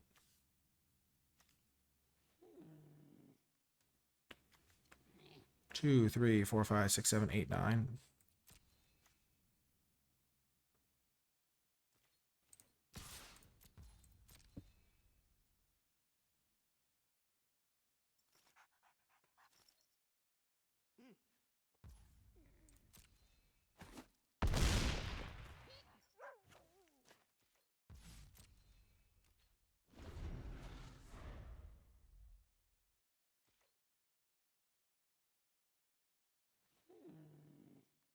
I think I'm in such a good shape here that I don't have to do anything.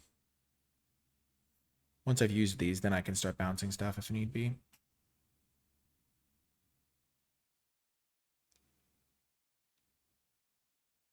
Oh yeah, this guy's a huge monster. He's a huge issue. If I had one extra land in the graveyard, he'd have been a 2-turn clock, but he's already very demanding on them.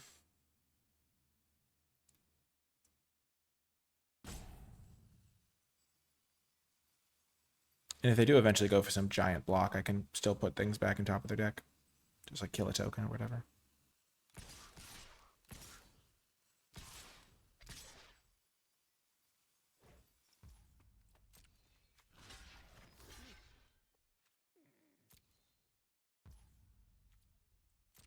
Stop the life linking.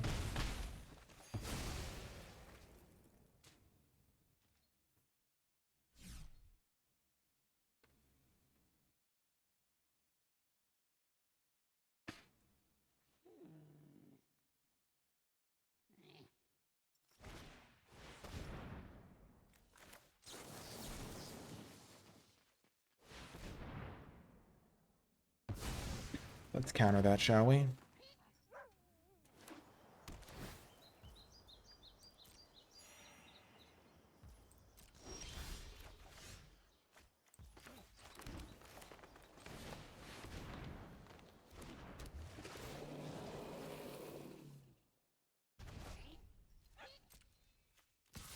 Definitely not letting them chump block with their Sagu Pummeler.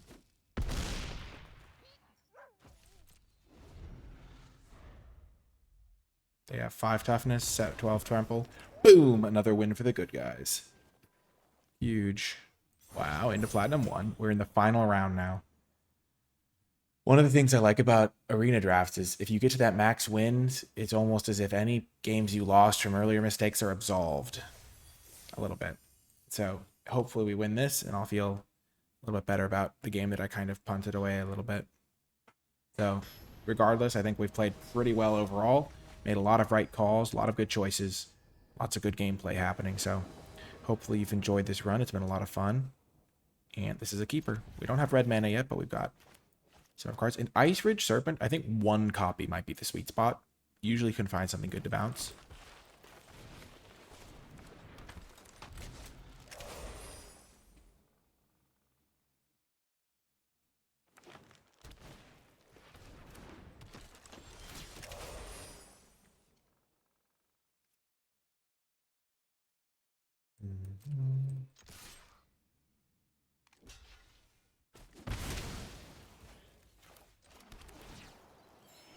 I'm fine with that trade. I have a lot of dragons in my deck.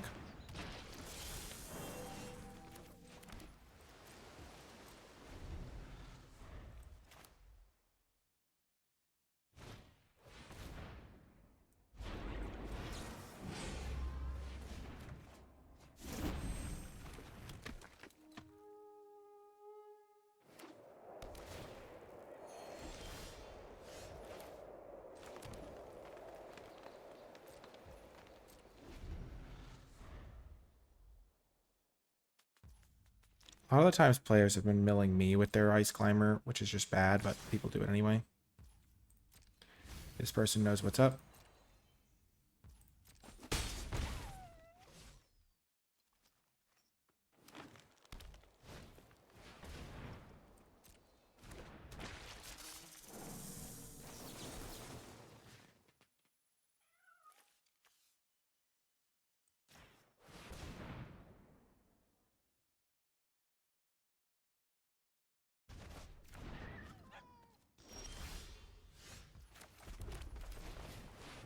I think they have a counter spell.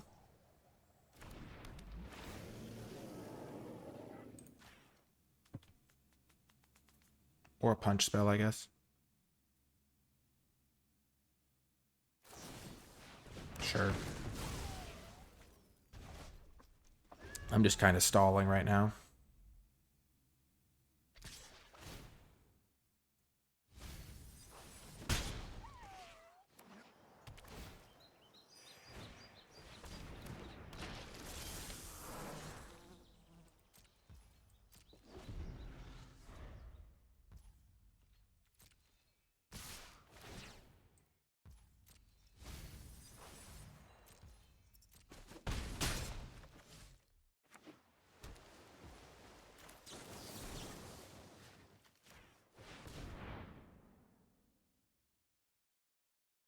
Just casting my spells.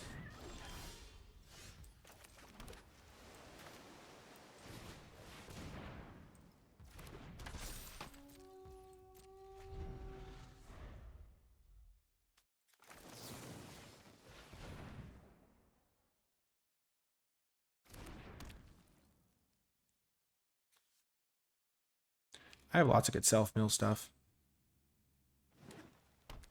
I think they might be running low on stuff to do. says.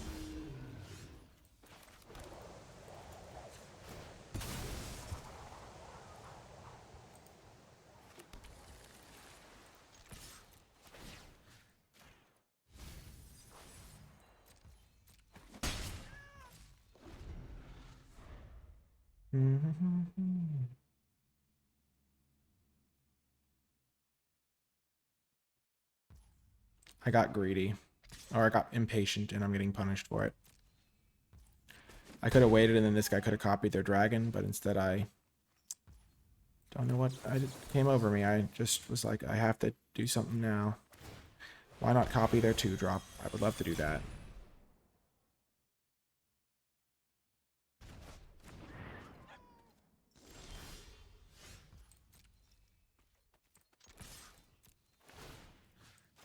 This time we're definitely going to get rid of their guy. Because we know it's a big dragon that we don't want to deal with.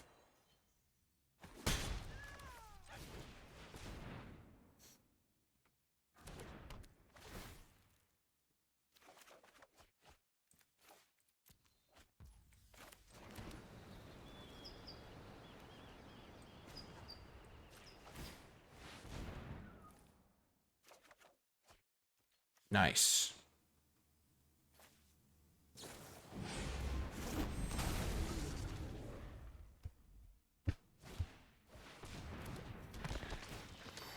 Sure.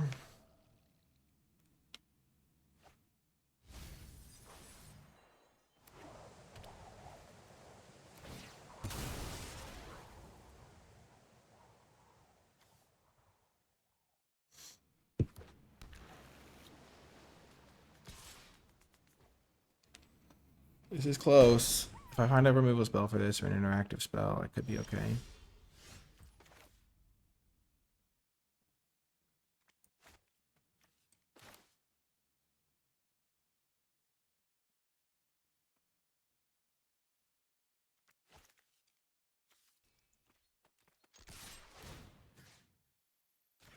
Sagu Mauler.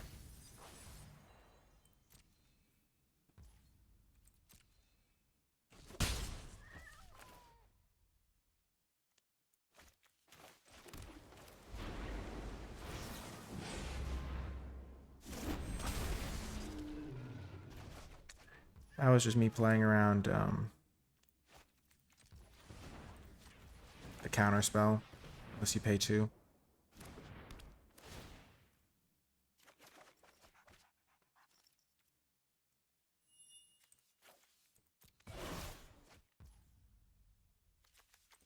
I have 1, 2, 2 lands in the graveyard.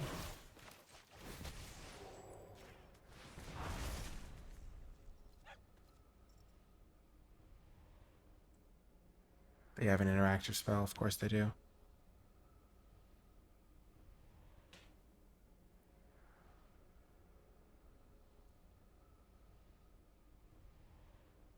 Dang it.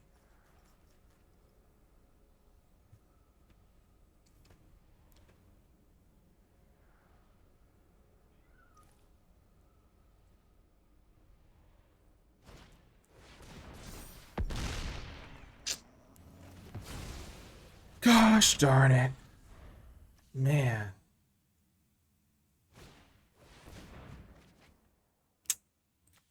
This game was unfortunate.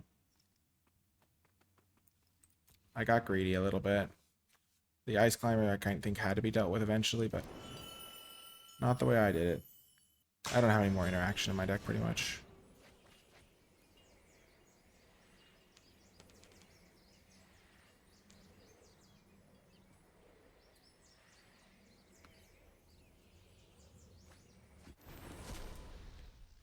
If I find a Sagu Mauler off this mill and I draw something else, I could live.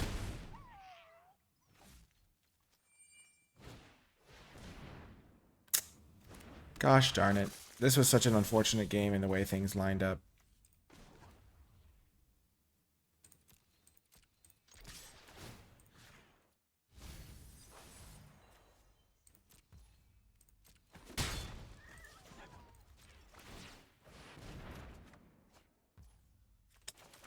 Nope. Oh, man. I punted. I played this so badly. Oh, my gosh. What a horrific play. Oh, my gosh. I used my Naga Flesh Crafter on a 2-drop. Oh, my gosh. Yep. Oh, I feel like I blundered my games so badly. Oh, my gosh. Like, this game, the way it lined up was all I drew in the early turns was my expensive spells. So I drew these like random Riverwalk techniques, and then I was just sitting with this guy in my hand, and I just got antsy for no reason. Like I could have just waited, and then everything would have lined up so much better because they would have played their Durgar Island Dragon, and I would have been able to copy the Durgar Island Dragon for 4 mana and then trade with it, and then I wouldn't have had to go through all these hoops to deal with the Island Dragon, like put it on top. I would have still had this interactive spell. I think using Fresh Start on this thing was fine. I would have had the interactive spell for the Storm Brood, though, or something, or for their something or other. And this thing wouldn't have been milling me cards, but didn't mill anything relevant. It missed all of my... I mean, yeah, I guess... No, I didn't mill that. I just drew it. Yeah, I didn't mill any of my relevant graveyard cards. Oh my gosh. I didn't even mill a lot of lands. Not that it ended up mattering, because if I'd milled lands, it would have still ended the same where my guy would have gotten killed in response, but still would have been nice. I just milled a bunch of random spells for the most part. But yeah, this game was decided when I just stupidly, honestly, just played the Flesh Crafter to copy this guy just so I could try to get something going. But I didn't need to get something going because I could probably just assume I can win the late game with my Dragonstorms. But yeah, and even fresh starting this thing was probably unnecessary. They hadn't revealed any graveyard synergies yet. So I could have saved this, just taken one a turn for like the foreseeable future. They flash in the Storm Brood. I kill that. Everything's went peachy. Or I'd use it on their Durgar Island. I have my own Durgar Island. All of a sudden, I'm winning the game. I deserve to lose that. I mean, I blundered both my losses, and I'm pretty sad about it. So if you are commenting, just be nice, because it is... I'm aware of how badly I played, so... You don't need to point it out to me. Like, oh, why did you do this? Yeah, it was because I was dumb. So hopefully, yeah, that's apparent that I realized that. But still 6-3, solid record. And we got to try some cool cards. The technique did good work. Watcher was honestly pretty solid. And yeah, I think the deck was pretty good overall. If you did make it to the end, in the comment section down below, leave hashtag Wayside to let me know you made it to the end, because this might be the only time I play 2 Watchers of the Wayside in a deck ever. So hopefully you enjoyed it, despite my misplays throughout. And yeah, yeah. If you did enjoy it, hit the thumbs up button, subscribe for more, comment with your questions, thoughts, and feedback. That's going to do it for this one, though. I hope you enjoyed it, and I'll talk to you next time.